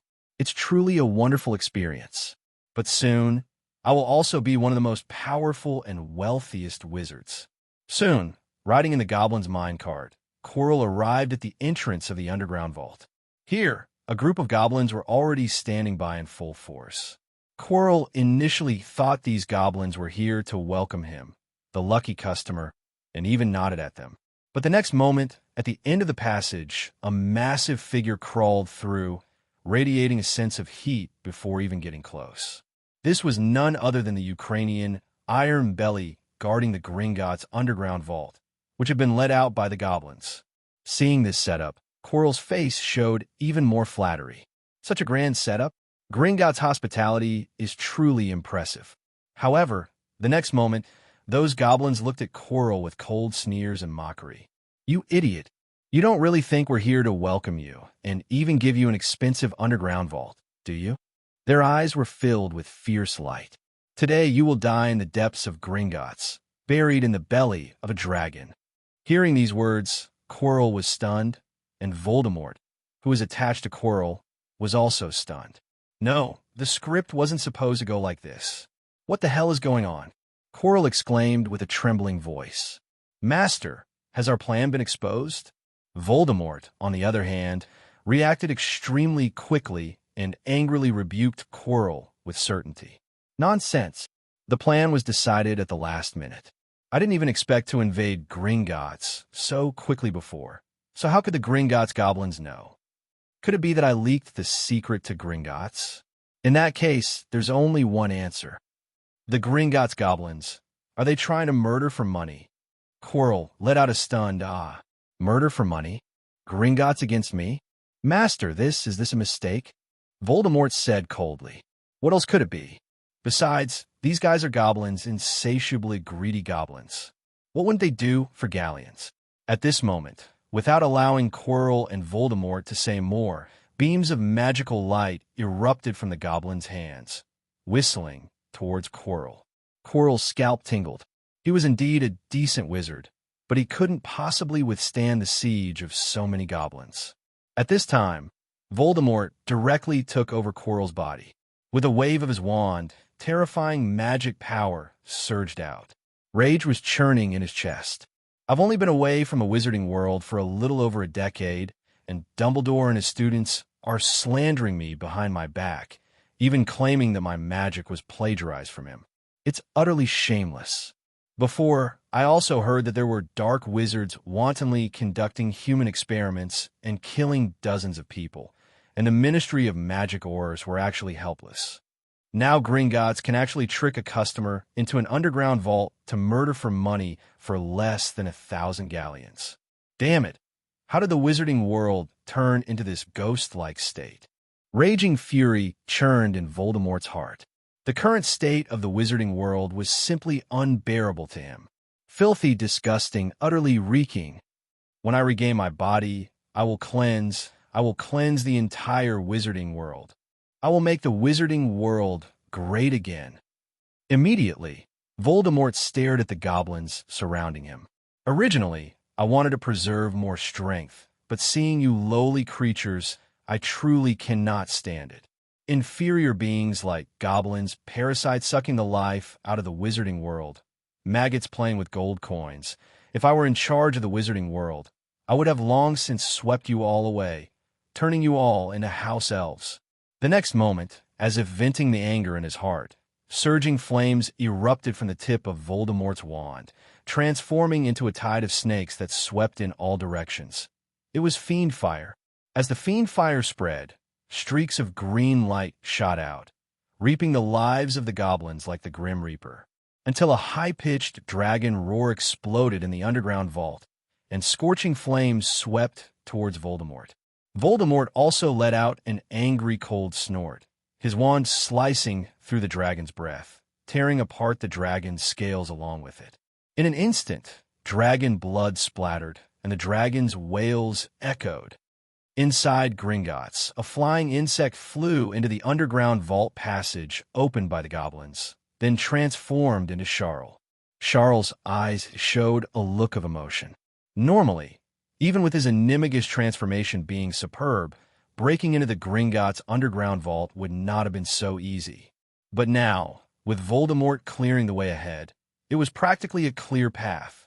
After entering the underground vault, Charle could already feel the strong, magical aura coming from ahead, and the ground occasionally trembled. A moment later, everything returned to silence. Charle cautiously followed the passage and soon saw the scene of the battle that had erupted in the underground vault. On the battlefield, goblin corpses lay everywhere, and the few survivors were in a deep coma, their faces showing extreme terror, as if they had faced some extremely terrifying existence. As for the figures of Quirrell and Voldemort, they were no longer here, presumably having gone deeper into the underground vault to search for the Philosopher's Stone. At this moment, Charles' gaze shifted, and he saw a massive figure lying on the ground. This was the guardian of the Gringotts' underground vault, the Ukrainian Ironbelly. But at this moment, its appearance was truly exceptionally miserable. A huge wound tore through its scales and flesh, and dragon blood continuously flowed from it. Even for a dragon, this was an extremely serious injury, rendering it incapable of fighting. Of course, even if it could still fight, after witnessing Voldemort's power, this dragon would likely not drag its heavily injured body up to fight to the death for the goblins. Feeling the fatigue surging through its body from the massive blood loss, the Ukrainian Ironbelly closed its eyes. With the dragon's strong physique, such a wound was not fatal to it, but it would definitely require a long period of sleep to heal. But at this moment, it felt a rustling sound, as if something small was approaching it. Instantly, its orange vertical pupils widened again, glaring angrily at the offender who dared to disturb it. The one who entered the Ukrainian Ironbelly's alert range was naturally Charle. The Ukrainian Ironbelly slowly raised its snake-like neck, a fierce glint appearing in its eyes, as if it would tear Charle apart the next moment, or incinerate him into ash with its scorching dragon flame again. Charle looked at the Ukrainian Ironbelly, estimating in his mind. With Voldemort breaking the dragon's defense, it shouldn't be difficult to kill the dragon by following the wound Voldemort left behind. But looking at this dragon, the dragon's scales all over its body, the constantly regenerating dragon blood, and even the dead skin on its dragon claws. Those were all magical ingredients, excellent sources of deduction points. Kill it? Too much of a waste. If he could establish a good relationship, occasionally let it bleed a little, and rub off some foot skin, wouldn't the deduction points just pour in? Immediately, Charle, with a sincere expression, pointed at the wound on the Ukrainian Ironbelly's body and said, "Mr. Dragon, you're injured. It must be very painful. I can help you stop the bleeding." The dragon seemed to understand Charle's words. Perhaps also because Charle looked like a child, its guard was not so heavy. And the continuous blood loss indeed made it very tired and weak. The fierce glint in its eyes gradually dissipated, and it watched Charle, as if tacitly agreeing to Charle's offer to treat it. Charle's face showed joy, and he waved his wand. Immediately, a huge funnel was placed on the Ukrainian Ironbelly's wound. Below the funnel, Charle had also conjured a large glass bottle, and dragon blood was continuously flowing into it through the funnel. The dragon's body stiffened, and a human-like confusion appeared in its eyes. Is this really stopping the bleeding? Who uses a funnel to stop bleeding? Charle said very sincerely, "Mr. Dragon, I know you're skeptical, but please think carefully. Before, you had such a large wound bleeding, and now the funnel is attached to the wound, and the bleeding area is only a small funnel opening. Just tell me, has the bleeding area become smaller?" The dragon froze there, its eyeballs rolling, as if using its intelligence to think. Yes, the bleeding area seems to have become smaller, and it feels like it makes sense. At this time, Charle continued, "And I'm collecting dragon blood for you, Mr. Dragon. If I don't collect the blood, won't it just flow into the ground for nothing? Collect it in bottles. You can drink it later to replenish blood. With rounding, isn't it equivalent to you not bleeding? Does that make sense?" The dragon suddenly understood. Indeed, it makes so much sense. As expected of a human child, although the magic power is insufficient and cannot help itself stop bleeding, it actually came up with such a good method. So smart. The Ukrainian Ironbelly looked at Charle, its gaze softening, and it obediently lay down, lowering its guard against Charle. Human cub. Good person. Soon, the large glass bottles that Charle had conjured were filled with 5 large bottles of dragon blood. At this time, the dragon's powerful self-healing ability was also fully displayed. A blood scab had formed at the wound, and it was no longer bleeding outwards. Only then did Charle reluctantly put away the funnel and all the glass bottles. These 5 large bottles of dragon blood were definitely more than enough for him to complete the first dragon transformation of the magical animagus. The remaining ones could also be recycled as deduction points. A huge profit. However, at this moment, Charle also heard dense footsteps coming from the entrance above. Presumably, the commotion at Gringotts had spread, and reinforcements were arriving. In fact, Charle could have left already, but he turned his head to look at the depths of the underground vault. Voldemort must have already opened Dumbledore's vault. Without the Philosopher's Stone, Voldemort wouldn't care about the other materials in the vault, and certainly wouldn't take them. But Charle cared. That was Dumbledore's collection. Besides, Voldemort was already taking the blame, so why not? So immediately after, a high-frequency laser shot out from the tip of Charle's wand, cutting towards the shackles on the Ukrainian Ironbelly. In the original work, Harry and the other spells could unlock the chains, and Charle's high-frequency laser spell naturally could too. In an instant, the chains made a crisp, clanging sound and fell to the ground. The Ukrainian Ironbelly's eyes widened, and it tried to move its body, finding that the restraints that had once bound it had vanished into thin air. Charle patted the Ukrainian Ironbelly's claw. "Hey, you're free, Fly. I've remembered your scent. I'll come find you to play when I have time later." The Ukrainian Ironbelly snorted, sparks flying, clearly overjoyed, its gaze towards Charle incredibly gentle. Then it spread its wings, as if it didn't even feel the weakness and fatigue on its body. The dragon flapped its wings and flew, dragon fire spewing towards the front of the passage. The dense footsteps, coming from a distance, immediately paused, their entire plan disrupted by the Ukrainian Iron Belly's actions. Taking advantage of this opportunity, Charle transformed into a bird and flew forward along the underground vault passage at the fastest speed. In a moment, he saw vault number 713, its door wide open. Voldemort and Quirrell had already left here. A vault without the Philosopher's Stone held no attraction for Voldemort. But the dazzling array of materials left inside made Charle's breathing quicken. Charle took out several boxes that he had prepared earlier, which had been enchanted with the undetectable extension charm, and quickly packed up everything in Vault 713. Then, with a bang, Charle operated away from here. When he hurried back to his room at the leaky cauldron and saw the trunk filled with dragon blood and precious magical materials, only one thought remained in Charle's mind. I'm rich, truly rich. Those paupers in Nocturne Alley, all of them combined, aren't as wealthy as Dumbledore's vault. He took a deep breath, his gaze shifting from the rare magical materials to the 5 large bottles of dragon blood. Magical Animagus, dragon transformation. Here I come. The next moment, Charle pulled out a stopper, gulped down a mouthful of dragon blood, and roared in his mind. Deep Blue, analyze this for me. Roar. A deafening roar from a fire dragon echoed, and rolling dragon flames raged through the underground vault passages of Gringotts, sweeping up the goblins who had survived the battle with Voldemort and turning them into ashes. Then came repeated violent impacts. A large amount of earth fell, and a ray of light shone into the underground vault. Seeing that ray of light, the Ukrainian Iron Belly dragon's nearly exhausted body erupted with magic once again. It fiercely smashed open the crack, creating a huge hole, spread its wings, and soared out, rushing out of the dark underground vault. The Aurors from the Ministry of Magic who had come to support watched this scene with reluctance.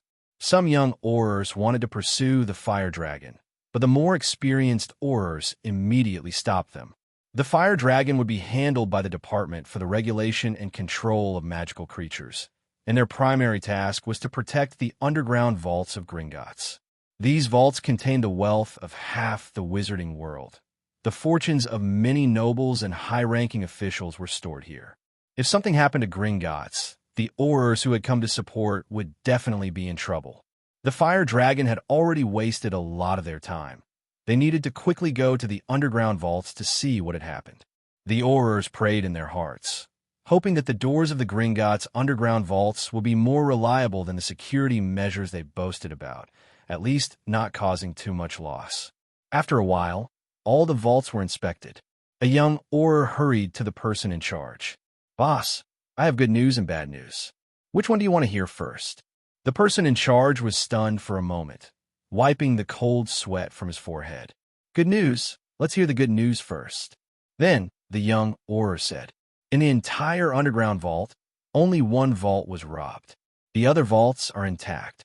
Hearing this, the person in charge let out a long breath, looking relieved. This way, it wouldn't cause too much impact. Even if someone wanted to hold them accountable, Gringotts would have to bear it, and it had nothing to do with the Aurors who came to support. What? If they still wanted to pursue why the Aurors were slow to support, why they were delayed for so long in the middle, then he would let the questioners know why Aurors were the violent enforcement agency of the wizarding world. The person in charge calmly asked the young Auror, what about the bad news? Whose vault was the one that was robbed? The next moment, the name that came out of the young Auror's mouth caused the person in charge's expression to suddenly freeze. What the hell? Dumbledore, #UN%. A string of indistinct curses came from the mouth of the person in charge. He couldn't understand which idiot was so reckless as to dare rob Dumbledore's vault. Then, after recovering from this news, the person in charge's expression became solemn. Since it was Dumbledore's vault, it was definitely impossible to prevaricate or be perfunctory. Send a message to Hogwarts and inform Dumbledore. Meanwhile, in the headmaster's office at Hogwarts, Dumbledore stood with his hands behind his back, pacing in the office with his eyes closed, thinking about what kind of test he should give the savior, Harry Potter, in his first year. The mirror of Ariste, that is necessary. If I had used this mirror to examine Tom Riddle earlier, I would have had a deeper insight into his evil, and perhaps even foreseen his desire for life and power, stopping that series of horrifying crimes he committed later. Also, I need to create some emotional bonds for Harry Potter, so that he has friendship and family affection at Hogwarts. He is James's child, so he should have inherited James's Quidditch talent. If his flying lessons are good, McGonagall can apply for him to join the Quidditch team exceptionally. Of course, the Philosopher's Stone is also necessary. Such a powerful magical item can show whether Harry Potter has a morbid desire for money, power, and eternal life. As Dumbledore murmured to himself, the arrangements for Harry Potter's first year gradually became clear. However, in the headmaster's office, a portrait of a former headmaster couldn't help but ask Dumbledore, "Dumbledore, since you think someone is coveting your underground vault, why did you only transfer the Philosopher's Stone and not transfer other things? In your underground vault, besides your personal collection, there are also some Hogwarts resources that you're keeping on behalf of the school. If Gringotts is really robbed and the thief steals these, that would also be a troublesome matter." In response, Dumbledore smiled slightly. After so many years, he had an unparalleled understanding of human nature. If anyone coveted the Sorcerer's Stone, it would definitely be Voldemort. And Voldemort, besides the Sorcerer's Stone, would definitely not care about anything else. He might even feel that with his current status and reputation, resorting to the kind of theft he committed in the past would be somewhat beneath him. Precisely because of this, Voldemort would never touch anything other than the Sorcerer's Stone. So why bother moving them out? Moving things around was quite troublesome. To the portrait of the headmaster in the office, Dumbledore gave a confident reply. "Don't worry, everything is under my control." Just then, an owl fluttered to the window of the headmaster's office and dropped an urgent notice from the Ministry of Magic's Horrors. Dumbledore blinked. "It seems the Ministry of Magic's report has arrived. Let me guess, it should be informing me that Gringotts was broken into, my vault was opened, but nothing was lost inside." Then, Dumbledore opened the envelope and saw a thick stack of papers inside. Dumbledore was stunned for a moment, then chuckled. "It seems the Ministry of Magic is being very serious and responsible this time. This must be explaining the entire process of the thief's crime to me." Then he opened the letter. But as soon as the first line of text came into view, Dumbledore's expression changed, and the smile on his face froze on the spot. "It is with great sadness that we inform you, Headmaster Albus Dumbledore, that due to the inadequate guarding by the Gringotts goblins, your underground vault numbered 713 has been completely emptied. Remaining items, none. The confirmed list of stolen items and the pending list are as follows. Please verify." Dumbledore rubbed his eyes hard, suspecting that his old eyes were failing him. But when he saw the long list of stolen items again, Dumbledore couldn't help but stumble back. "Gone. All gone. Really not a single hair left." Dumbledore's expression was incredibly rich, even showing a rare hint of gnashing teeth. Tom Riddle. Shameless, insidious, greedy. The veins on Dumbledore's hand holding the Elder Wand bulged, and a cold light flickered in his eyes. He had originally planned not to intervene in Harry Potter's first year if possible, and to let the professors arrange the challenges and trials for Harry Potter as much as possible. But now he had changed his mind. "Tom, after so many years, you've angered me again." Meanwhile, the shocking news of the Gringotts theft was also reported immediately in a special edition of the Daily Prophet. The news of dozens of goblins killed in the invasion and Dumbledore's vault being completely emptied made the front page, even accompanied by a photo of the empty underground vault number 713. A thin, pale hand slammed down the newly bought Daily Prophet. Quirrell's face showed a look of terror. Master, please calm down." But Voldemort's angry roar was completely unrestrained, echoing in Quirrell's soul. "Slander. This is shameful slander. Killing dozens of goblins, I admit that, but when did I ever rob Dumbledore's vault? And they even took a picture. The vault is empty? Nonsense. When I left, that vault was still full of treasures." Quirrell said cautiously, "Master, could it be that someone followed us and, taking advantage of the time we left, emptied the vault and put the blame on us?" This guess, however, drew a sneer from Voldemort. "You fool! Isn't this obvious enough? Dumbledore is the headmaster of Hogwarts. According to custom, some Hogwarts resources can be kept by the headmaster on behalf of the school, as long as they can be produced when the school board audits the accounts. Clearly, this is that old busybody Dumbledore using our break-in at Gringotts to balance the books here. What a case of the thief crying 'Stop, thief!' What a case of lining his own pockets. Dumbledore, after more than a decade, you're getting more and more shameless. In this wizarding world, do you have no ability for independent thought? A bunch of idiots." Voldemort's voice was clearly filled with a gnashing of teeth. "I can't stand it anymore. When I return, I will cleanse the entire wizarding world. Those without the ability to think, those who believe everything they hear, especially the group of stupid and wicked reporters from the Daily Prophet. Cleanse, cleanse, thoroughly cleanse. And Dumbledore, just wait. Old B, I will completely expose your hypocritical mask." Just as Dumbledore and Voldemort were both feeling immensely disappointed and angry with each other, Charle, the culprit who had plundered the vault, was gulping down dragon blood. The scorching dragon blood poured down his throat into his abdomen, but in an instant, it vanished without a trace, transforming into material for Deep Blue to analyze the dragon's magic. A large number of prompts sounded in Charles' mind. Dragon magic analysis progress 10%. Dragon magic analysis progress 30%. Finally, accompanied by a mechanical prompt from Deep Blue. Dragon magic analysis complete. A dragon roar, like a clap of thunder, also exploded in Charles' mind. The miracle of transfiguration, deemed impossible to achieve, the magical animagus, was completely accomplished at this moment. Charles suddenly opened his eyes. Golden, brilliant vertical pupils appeared in his eyes, radiating a terrifying dragon might. In a forest on the outskirts of London, a figure was moving through the trees at extreme speed.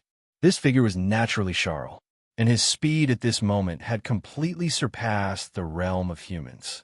When Deep Blue finished analyzing the dragon magic, and the magical Accio transformation was completely finished, Charles felt a continuous surge of powerful magic surging within his body. It was like a young fire dragon coming into the world for the first time, unable to resist spreading its wings to ascend and spewing dragon flames. He then quickly left the leaky cauldron and apparat to this forest on the outskirts of London, looking for a suitable place to complete his first magical Accio transformation. Finally, upon seeing a clearing in the forest, Charles' mind relaxed, and he fully activated the magical Accio transformation. In an instant, magic surged and raged within his body like a volcanic eruption. The sound of a dragon's roar in his mind rolled in like muffled thunder. Charles felt hot all over, and then he felt his vision rising, and he felt powerful strength filling his body.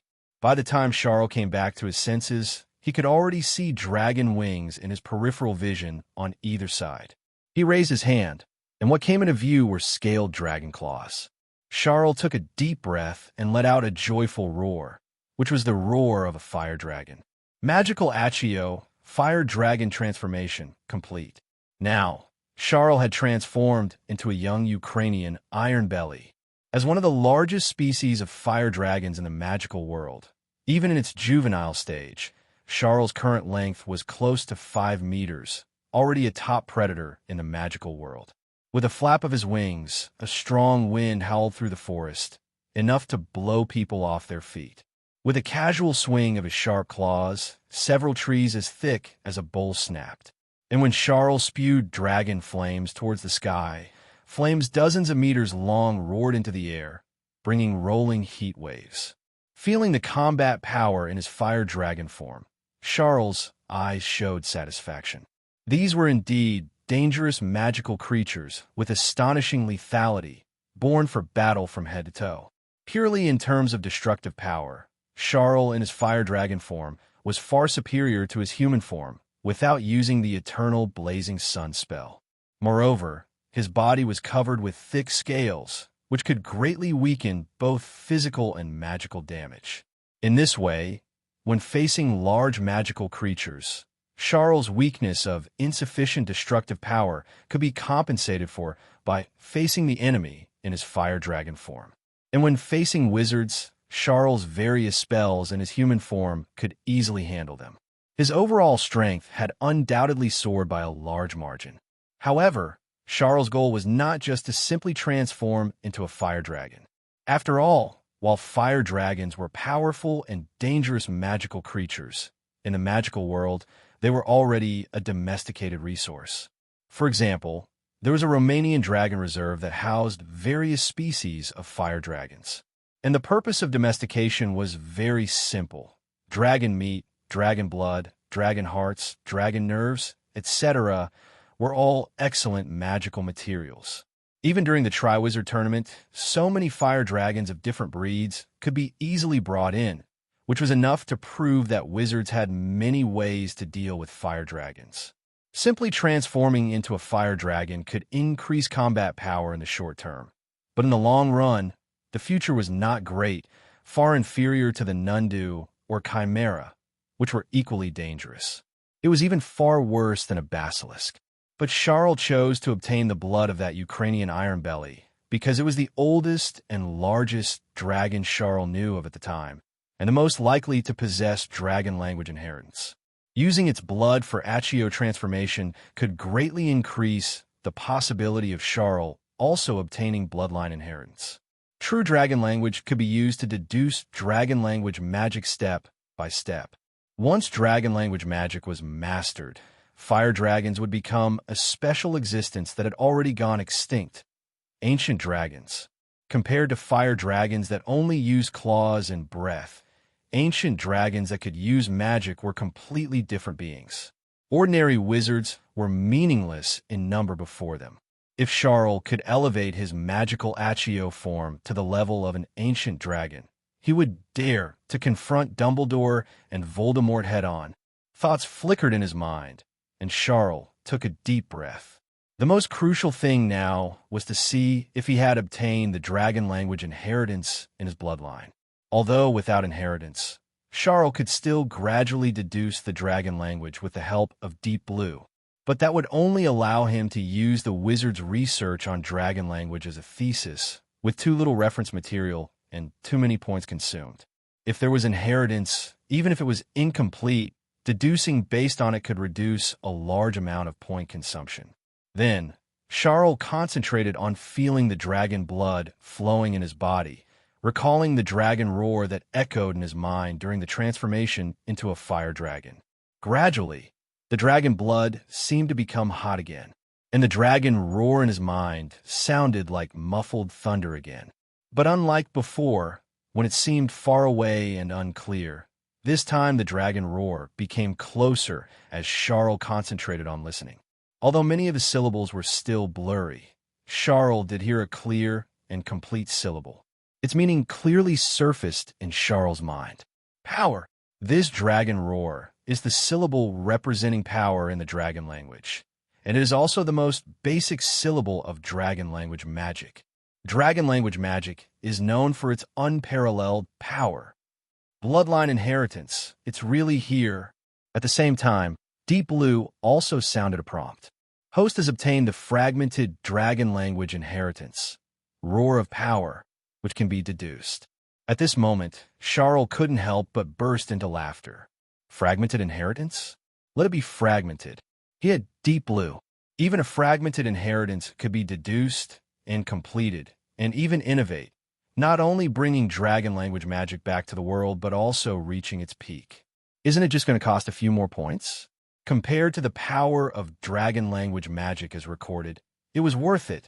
Besides, he still had 80,000 points left, and adding the gains from Dumbledore's vault, it would be at least several 100,000 points in total. He was practically rolling in wealth. Deducing dragon language magic was more than enough. The next moment, Deep Blue sounded another prompt. Preliminary deduction of Roar of Power requires 300,000 points. Do you wish to deduce? The smile on Charle's face gradually froze. How much? How the hell much?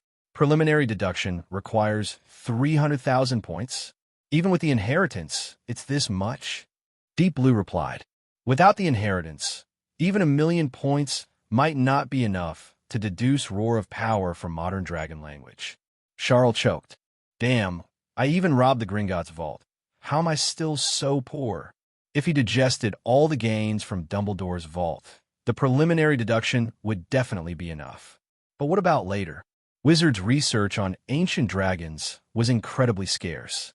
Even a dragon language expert like Dumbledore had never been heard to use any dragon language magic. Then the reference materials for dragon language magic were probably quite rare. Subsequent deductions, wouldn't they cost millions or even tens of millions of points? Thinking of that terrifying amount, Charle felt a headache coming on. With so many points, how long would it take him to save up? That shouldn't be right.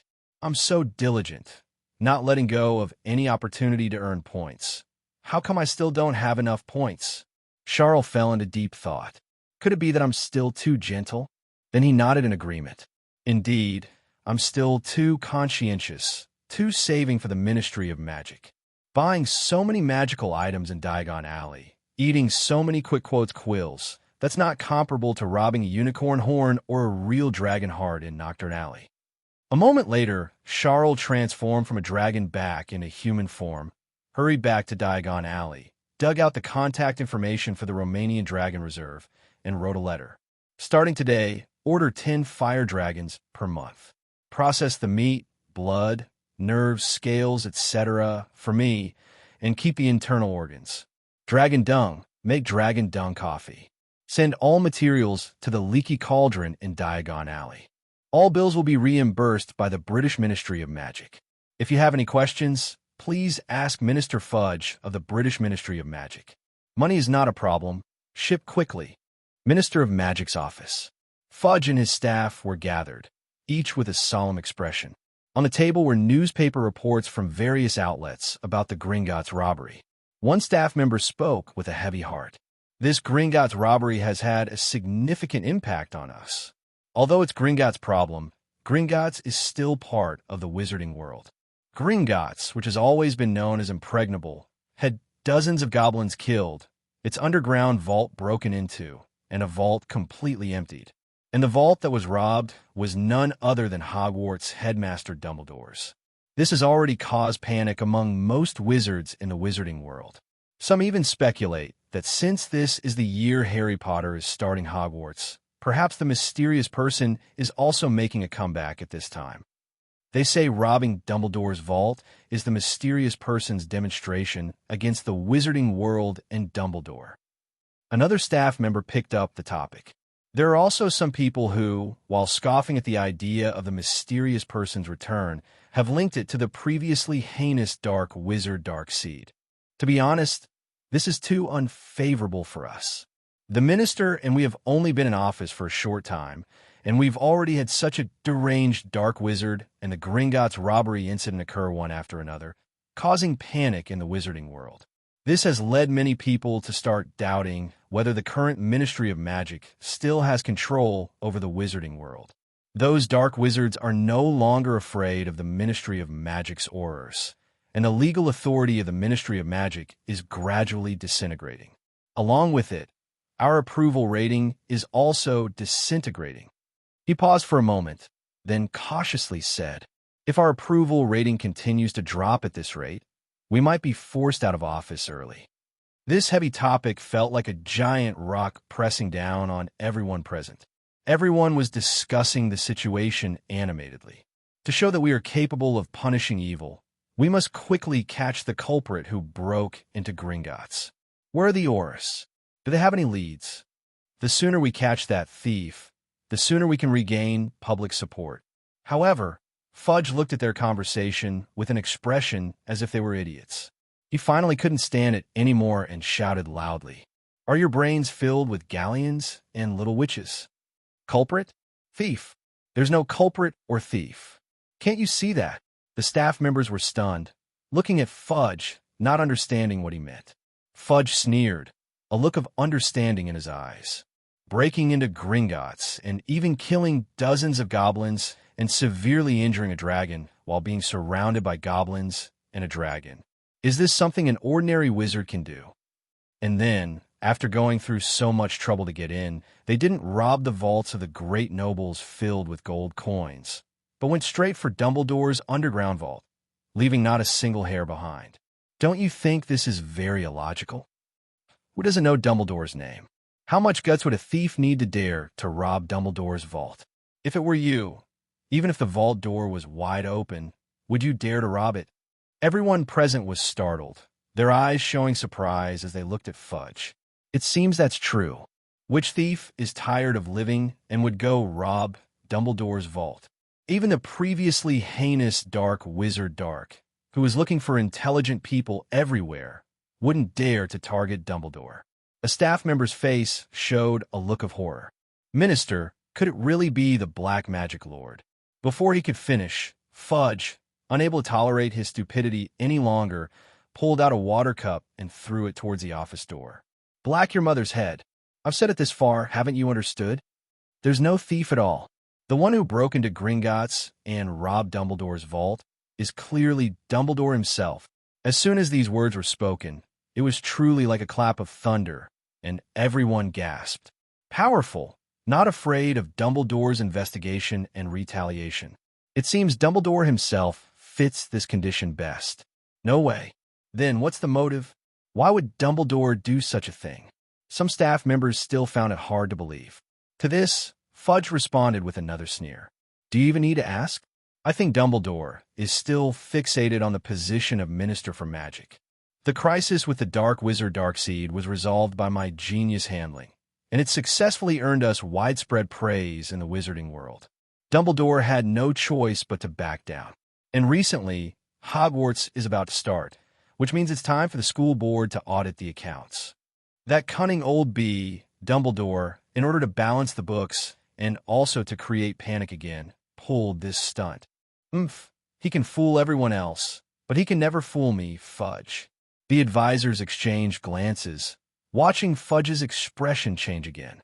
No way. Has Fudge been taking some kind of brain-boosting medicine lately? He actually seems to have become a genius. But Minister, how can we prove this? We can't point fingers at what Dumbledore did. One advisor said, how about we let the Aurors question Dumbledore and inspect Dumbledore's office to see if we can find any clues? Before he even finished speaking, the Aurors present had already turned red in the face and cursed angrily. Damn it, why don't you go? Inspect whether Dumbledore staged this whole thing? If it didn't find anything, Dumbledore would hold a grudge, and they might secretly die violently one day. If they did find something, it would be even worse. They'd probably die violently on the spot. Let whoever wants to do this job do it. Just as the few of them were about to start arguing, Fudge showed an expression of disappointment. You guys sigh stupid, truly stupid. Why did I hire you to be my advisors? Isn't this matter very simple? Fudge stated his method. The things in Dumbledore's vault should have tracking spells or something similar. At the very least, with Dumbledore's magical attainments, he should be able to easily find traces. We'll just ask Dumbledore to cooperate with the Ministry of Magic Aurors investigation and cast spells to locate the items he lost. If Dumbledore refuses to cooperate, or makes excuses that the tracking spells have failed or he can't find clues, then everything will be revealed. Everyone present couldn't help but clap their hands in admiration upon hearing this. Brilliant, truly brilliant. We'll go invite Dumbledore right away and ask him to cast the spell on the spot to locate the missing items. Meanwhile, in the room at the Leaky Cauldron, Charle, who had already ordered dragon ingredients from the Romanian Dragon Reserve, breathed a sigh of relief. Once the dragon ingredients arrived, he would have another large source of deduction points. Coupled with the various treasures looted from Dumbledore's vault, his deduction points would become abundant again. As for whether to deduce the dragon language magic, roar of power, or other magical knowledge, he hadn't made up his mind yet. Forget it, let's eat first. I only have 80,000 deduction points left, not even 100,000. I feel very insecure. Also, the things I took from Dumbledore's vault might have tracking spells, or Dumbledore might have a way to track them. It's better to deal with them. Just right, the magical animagus also gave me another use. A strange look appeared in Charles' eyes as he activated the magical animagus in the room. In an instant, a nearly 5-meter-long dragon filled the room to the brim. Charle transformed into this form not for combat, but for eating. His human form's eating efficiency was too low. Even if he continuously shoveled food into his mouth, he could only eat a few bites at a time. But transforming into a dragon was different. In this form, when Charle opened his mouth, it was enough to swallow a small lamb in one bite. If he had the dragon heart he obtained earlier, he wouldn't even need to use the laser spell to cut it. He could just swallow it whole. The same applied to the spoils from Dumbledore's vault. Something that would take half a day to eat in human form would only take one bite for Charle in dragon form. The next moment, his claws hooked the package containing the contents of Dumbledore's vault. To be safe and ensure all traces were eliminated, Charle swallowed the package along with its contents. After the package entered his stomach, the mechanical prompts from Deep Blue started flooding the screen like an explosion. Charle's deduction points total began to climb wildly from 80,000, the numbers blurring into a smear. When the numbers finally became clear, the total deduction points stopped at a single figure. 670,000? Charle couldn't help but let out a cry of surprise. A wave of nearly 600,000 deduction points? And this was without the Philosopher's Stone. If the Philosopher's Stone had also been in the vault, that 600,000 would probably have at least 1 0 added to it. By then, would Charle still be worried about not having enough deduction points? Charle's eyes were practically green. The Philosopher's Stone, I really want to take a bite and taste it. In his mind, he was already planning how to get the Philosopher's Stone in his first year. Besides the Philosopher's Stone, there are quite a few good things at Hogwarts. The Mirror of Ariste, if I smash it and chew on it, it should be similar to shaved ice, crunchy and icy. And the three-headed dog, that thing is also fierce. Even Quirrell, who was possessed by Voldemort, couldn't do anything about it and had to go find Hagrid to find out the three-headed dog's weakness. If I went and took a bite of the three-headed dog every day, I should be able to eat for a long time. And the Devil's Snare, hiss, if I found a place to cultivate it on a large scale, wouldn't that be awesome? Of course, there's also the diadem in the Room of Requirement. Eating that might not be any worse than the Philosopher's Stone. Thinking about these things, Charle was filled with anticipation for life at Hogwarts and couldn't help but let out a chuckle. At this moment, in a room on the first floor of the Leaky Cauldron, various confundus charms and defensive spells enveloped it, their intensity even making old Tom, the owner of the Leaky Cauldron, forget he had such a room. Quirrell was full of suspicion, always feeling that there was some movement from upstairs. It was like a series of low dragon roars. Master, did you hear anything? Don't you think that what's living upstairs isn't human? The next moment, Voldemort let out an angry rebuke. You idiot, you woke me up just to tell some horror story. Do you think you're funny? Not human? Then what's living upstairs? Quirrell let out a scream. A dragon. I think there's a dragon living upstairs. Master, I'm serious. A moment later, the pain on Quirrell's body receded like a tide. He was a little disbelieving. How could Voldemort's punishment time be so short this time? Then, he rarely heard Voldemort's slightly gentler voice. Quirrell, go to St. Mungo's hospital and buy some potions, replenish your brain, and get a good night's sleep. After all, I, Voldemort, am not a devil. If your brain is broken, where will I live now? Quirrell was stunned for a moment. My brain is going to break. Since the master said so, it must be true. No wonder I suddenly felt like there was a dragon living upstairs. So it turns out my brain is going to break. No, I have to hurry to St. Mungo's hospital to buy potions. Sigh, if only Hogwarts was starting now, I could go find Professor Snape and ask him to prescribe some medicine for my brain. At the same time, in the headmaster's office at Hogwarts, several Ministry of Magic Aurors were politely asking Dumbledore to locate the missing items so they could go investigate. Dumbledore readily agreed to this, but when he waved the Elder Wand, his expression subtly changed, because in his senses, his locating charm seemed to be gone. The magical traces of those things had all disappeared from this world. How was this possible? The locating charms on those things were all personally added by him.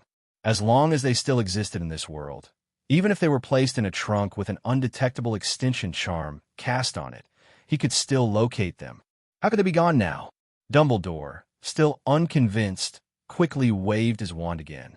But this time, the spell was like a stone sinking into the sea, just as it had been before. Noticing Dumbledore's expression and actions, the faces of the Aurors also changed, and they exchanged knowing glances. In their hearts, they were filled with immense admiration for Fudge.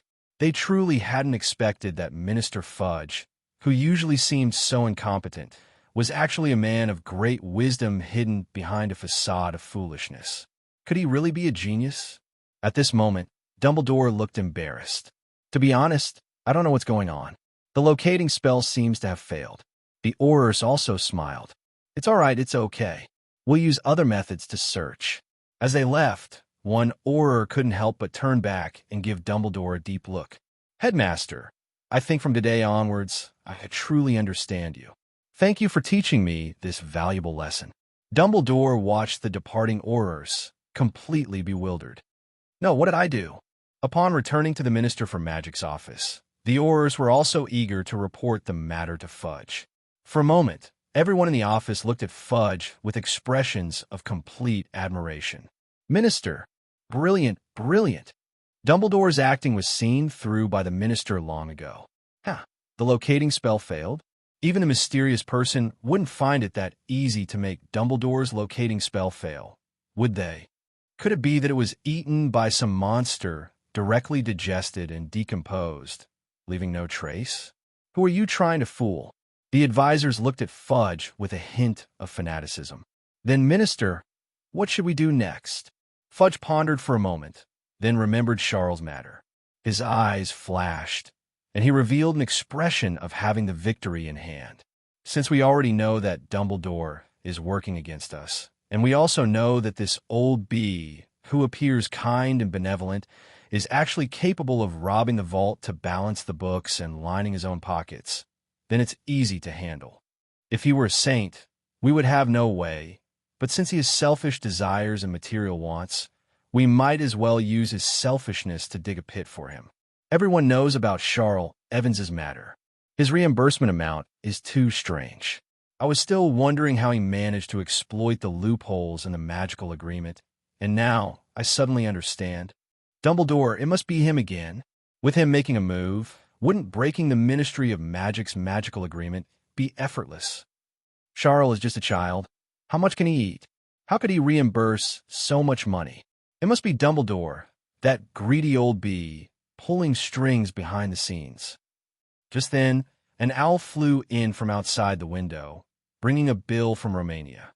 The exaggerated amount on the bill made the advisor who received it gasp in astonishment, unable to help but exclaim, "Damn, 10 dragons? Every month? Dumbledore must be crazy." Minister, we absolutely cannot allow such blatant robbery.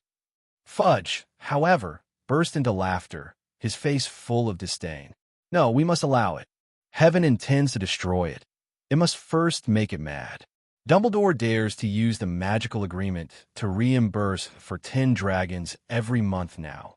What will he do in the future? Charle hasn't even entered Hogwarts yet, and Dumbledore dares to do this. When Charle enters Hogwarts and is on his territory, Dumbledore will definitely become even more insane. At that time, it will be the time for us to expose Dumbledore's true face. As for now, isn't it just 10 dragons? As long as we can eliminate Dumbledore's threat in one fell swoop, the price is worth it. From now on, Charle Evans's reimbursement forms, approved, all approved. The next day at noon, inside the leaky cauldron, a letter from Romania arrived at Charles' room, clearly marked with the word urgent. Charle eagerly tore open the letter and saw the beautiful stationery with gilded lettering inside. The content of the letter was also simple. Dear Mr. Charle Evans, esteemed partner of the Romanian Dragon Sanctuary, it is our great honor to serve you. Your requested 10 dragons are being processed urgently, including Hungarian horntails, Australian opal eyes, Welsh greens, They are expected to be delivered by a dedicated person this afternoon.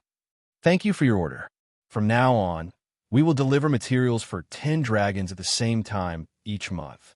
You have become a gold card VIP of the Romanian Dragon Sanctuary. In the future, when you visit Romania, you can enjoy quality service throughout the country with this gold card. Seeing the content of this letter, Charles' eyes showed surprise. When he had ordered the dragons from the Romanian Dragon Sanctuary before, he was still worried about whether the Ministry of Magic would reimburse such a large bill. In his opinion, even if Fudge could reimburse him, he would definitely come to ask for an explanation. But Charle didn't expect that it had already been reimbursed. He didn't even come to ask. Charle took a deep breath and let out another sigh. Minister Fudge, what a good person, truly a man of his word. Just for the fact that Fudge reimbursed him, Charle decided that anyone who planned to make Fudge step down in the future was going against him. Anyone could step down, but only Fudge couldn't. If Fudge left, where would Charle find the reimbursements he was missing? While sighing, Charle took out the dragon blood obtained from the Ukrainian Iron Belly at Gringotts. Previously, when completing the magical Animagus transformation, Deep Blue used about half a bottle to analyze the dragon's magic, leaving 4.5 bottles now. It could be seen that in the glass bottles, the dragon blood still maintained a very high temperature, even bubbling. This was a sign that the magic within was still very abundant and the dragon blood was still very fresh. If more time passed, the dragon blood would gradually solidify and dry up, losing its bright red luster, and most of the magic within would dissipate. For Charle, this meant a significant reduction in deduction points. Therefore, he didn't hesitate, pulled off the stopper, and poured the hot dragon blood into his mouth. As several large bottles of dragon blood went down, Deep Blue's dense prompts sounded again, and the total deduction points began to climb again. Looking at the extent of the increase in total deduction points, the joy in Charles' eyes grew even stronger. This was much faster than he had estimated. This also showed that the magic within that Ukrainian Iron Belly was even more abundant than Charle had estimated. It seemed that the older these magical creatures were, the more powerful the magic within them became. Looking at it this way, the deduction points that the 1,000-year-old basilisk can provide might also be above my estimation. Charle couldn't help but lick his tongue. At this time, as these few bottles of dragon blood were digested by Deep Blue, Charle's total deduction points also jumped from 670,000 to 750,000. The look of anticipation in his eyes grew stronger. A few bottles of Ukrainian Iron Belly dragon blood provided so many deduction points. Although the magic of other dragons is far less abundant than it, they are still dragons after all. And the goods I ordered from the Dragon Sanctuary are not just dragon blood, but also include dragon meat, dragon hearts, dragon scales, etc. I didn't even let go of the dragon dung. After digesting all the materials from these 10 dragons, it will be easy for my deduction points to exceed 1 million and maybe even soar to over 1.5 million. Adding the dragon materials sent from Romania every month from now on, my deduction points should be sufficient for a short period of time. Thinking of this, Charle was in a great mood and couldn't help but hum a tune, planning to eat something properly and wait for the dragon materials to be delivered. Just then, Charle's gaze shifted and fell on a room in the suite. The door to this room was open, and it was empty. Charle was stunned for a moment, suddenly remembering that he seemed to have forgotten something. After robbing Nocturne Alley while he was digesting his gains, he had tied Tonks up tightly and locked her in the room, and also gave her a physical stunning spell. After that, he completely forgot about her, then followed Quirrell and Voldemort to rob Gringotts, and then studied magical Animagus. It had already been almost 3 days. As a result, Tonks wasn't in there anymore. She escaped. Charle frowned, but quickly relaxed. If she ran, she ran. Although it was a bit troublesome and might expose Charle's strength in easily defeating ordinary dark wizards and robbing Nocturne Alley, at least Charle's secrets and trump card were not seen by Tonks, so the situation wasn't too bad. Charle calmed down. It seems the effect of the physical stunning spell isn't very stable. Once I have some points to spare, I can invest some in the stunning spell to avoid this happening again. He checked the time. The time for the dragon materials to be delivered from Romania was approaching. This was the most important thing for Charle. He didn't want to miss the optimal best before date for these dragon ingredients. Otherwise, the loss in deduction points would truly make his heart bleed. At this moment, in the Minister for Magic's office, a haggard and despairing Tonks stumbled in. The past 3 days had been an absolute nightmare for Tonks. She swore that even being locked in Snape's dungeon for detention was nothing compared to these past few days. Snape? Too gentle. Not even fit to carry the shoes of that devil, Charle Evans. Every minute and every second locked in that room felt like a century to Tonks. But she had never given up struggling. Coupled with Charle being busy practicing the magical animagus, he hadn't reapplied the transfiguration ropes on her. As time passed, Tonks managed to break free from the ropes. Only then did Tonks find an opportunity to escape. Recalling what had happened during this time, Tonks gasped for air. If she hadn't been strong enough, she feared she would have already broken down and cried uncontrollably.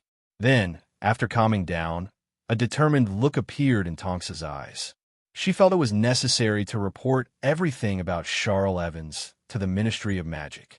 Immediately, Tonks began to describe in detail everything she had seen and heard about Charle. In the office, Fudge and several advisors listened to Tonks's account, their expressions gradually changing. One advisor couldn't help but want to interrupt, but Fudge waved his hand, signaling them to record Tonks's words. After Tonks recounted everything she had witnessed in Nocturne Alley, Fudge's expression was gentle. Poor child, strong child, you've truly suffered. All right, everything is over now. I'll arrange for you to have some time off for recuperation. Go to St. Mungo's Hospital and get your spirits back up. Come, I'll have a few Aurors accompany you. Tonks took a deep breath, her emotions finally settling down.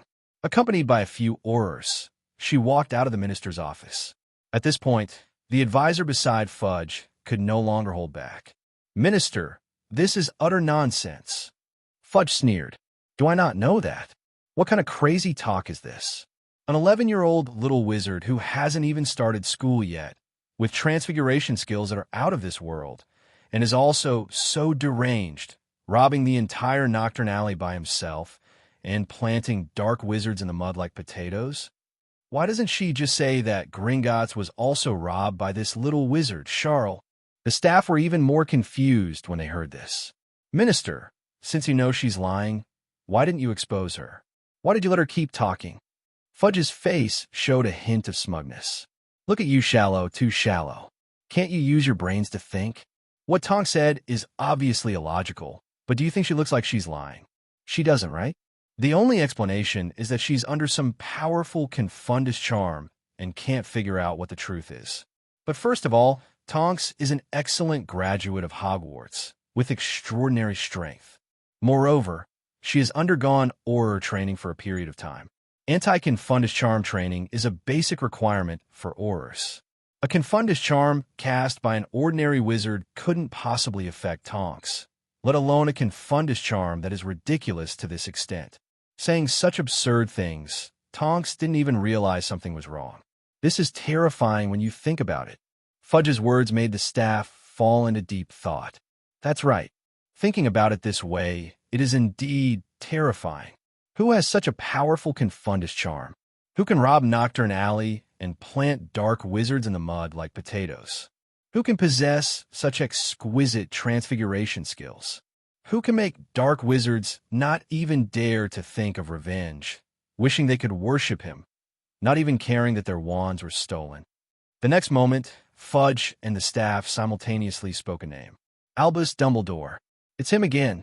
Fudge's face was full of certainty. Tonks must have discovered that Dumbledore was accumulating wealth while investigating Charle, which is why Dumbledore laid a cruel hand on her. Everything matches up. Well, you Dumbledore, you usually pretend to care so much about your students, but in reality, you are ruthless and unscrupulous in your exploitation. You cast a confundus charm on Tonks and illegally detained her, causing her mental breakdown. As for Charle, you exploited him in every possible way. After the truth was discovered, you even used a confundus charm to point everything toward Charle, trying to make Charle Evans a scapegoat. I thought Fudge, as a politician, was already shameless enough. I didn't expect you, Dumbledore, with your kind face and benevolent eyes, to be even more shameless than me. Fudge picked up the notebook recording Tonks's words just now, and a smile reappeared on his face. What is this? This is the evidence for Dumbledore's trial in the future. Then Fudge instructed, Tonks has made a great contribution.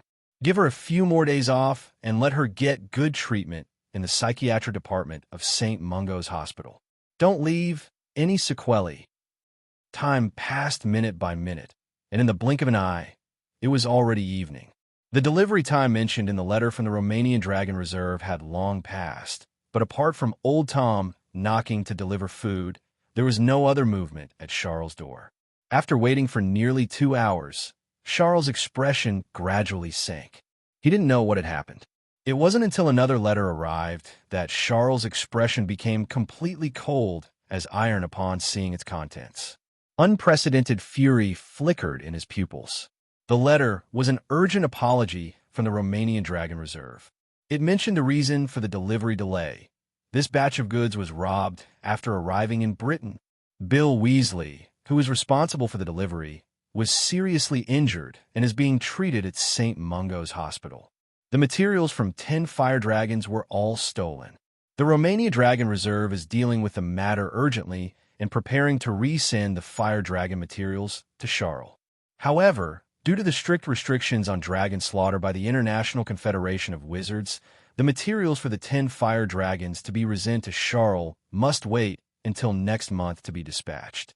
Charle clenched his fists tightly. He had been looking forward to this for so long, and now they were telling him he had to wait another month? If he waited another month, he would already be at Hogwarts. Moreover, when it comes to improving strength, being slow by one step means being slow by every step. Losing hundreds of thousands of deduction points today could very likely affect Charle's next actions, leading to greater losses later. Charle couldn't wait for this batch of fire dragon materials. He wanted to see who had the audacity to steal his dragons. The next moment, a loud bang sounded in the room. In an instant, Charle arrived at St. Mungo's Hospital and walked inside. Just then, several loud bangs sounded. Several Aurors arrived here via apparition with Tonks, intending to take her to the psychiatric ward for recuperation. Since she was an Auror injured on duty, the medical staff at St. Mungo's Hospital were waiting at the entrance to provide immediate treatment. When Tonks appeared, a group of psychiatric medical staff surrounded her. Seeing this setup, Tonks was stunned for a moment before realizing what was happening. She said repeatedly, "There's nothing wrong with my mind.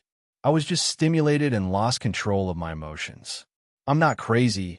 I don't need psychiatric treatment. I'll be fine after a few days of rest." But her attending physician shook his head, his eyes filled with pity. "I've heard about your situation from the Ministry of Magic. You can say such crazy things as a little wizard who hasn't even started school at 11 years old ransacked Nocturne Alley, and you still say there's nothing wrong with your mind? Little girl, don't be afraid to seek medical help." At this moment, Tonks was about to argue, but the corner of her eye caught sight of Charle. Charle was approaching her. Instantly, Tonks' emotions became agitated again. It's him. He's the one who ransacked Nocturne Alley. Believe me, I'm telling the truth. The Aurors and medical staff all shook their heads. Without giving Tonks a chance to struggle, several Aurors instantly subdued her.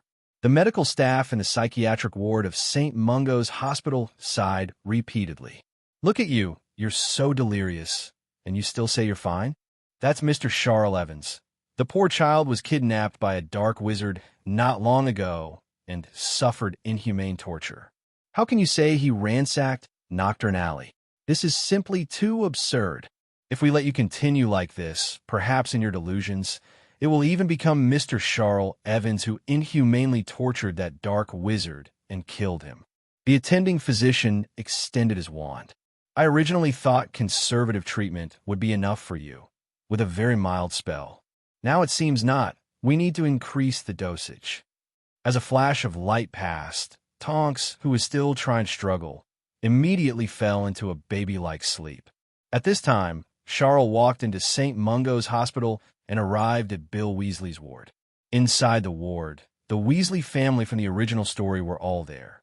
The enthusiastic Mrs. Weasley, the kind and gentle Mr. Weasley, as well as the studious Percy, Ron, the youngest daughter Ginny, and Bill, who was lying in the hospital bed, having just graduated and started working. Upon seeing Charle walk in, glances of sadness and worry were cast his way. Mrs. Weasley was crying uncontrollably, and Mr. Weasley, barely controlling his expression, stood up and asked for Charle's identity. Normally, although Charle had no intention of getting close to the Weasley family, he wouldn't mind exchanging pleasantries. But today, the deduction points that were supposed to be harvested were delayed, and the magic power of his dragon materials was constantly dissipating. Charle even felt a murderous intent spreading in his heart, so he had no time to exchange pleasantries with the Weasley family. He came to Bill Weasley's ward only to get clues and retrieve his dragon materials. "Where were you, Rob? What were the characteristics of the person who robbed you?" Charle stared intently at Bill, who was awake but still very weak on the hospital bed. Bill was startled and quickly recognized Charle's identity, a look of guilt and self-reproach appearing on his face. The loss of 10 dragon materials was a loss that selling him wouldn't make up for. As the buyer, Charle's loss was considerable. Bill whispered, "I had just entered British territory and was following the prescribed route for transporting dragon materials. When I was in Cornwall, my colleague beside me betrayed me. He and several ambushing magical creature hunters attacked me and stole all the briefcases containing the dragon materials." Charle said coldly, "Colleague betrayed you? Cornwall, do you have anything of his?" "Anything at all." Bill was startled for a moment, then with difficulty pulled out a piece of torn cloth from his pocket. "I tore this off him during our struggle. Will this work?" Charle took the piece of cloth, nodded, and walked out without looking back. How dare he steal from me? How dare he make me lose deduction points? Unforgivable, unforgivable. In Charle's eyes, orange vertical pupils suddenly appeared. Hello, everyone. As we wrap up this video, I want to share a quick note. I have a Patreon account. If you'd like to support me and enjoy on-demand audiobooks, you can become a Patreon member. Alternatively, you can check out my Google Drive link, which has 500+ novel audiobooks available through my Ko-fi or Patreon shop. I appreciate your support.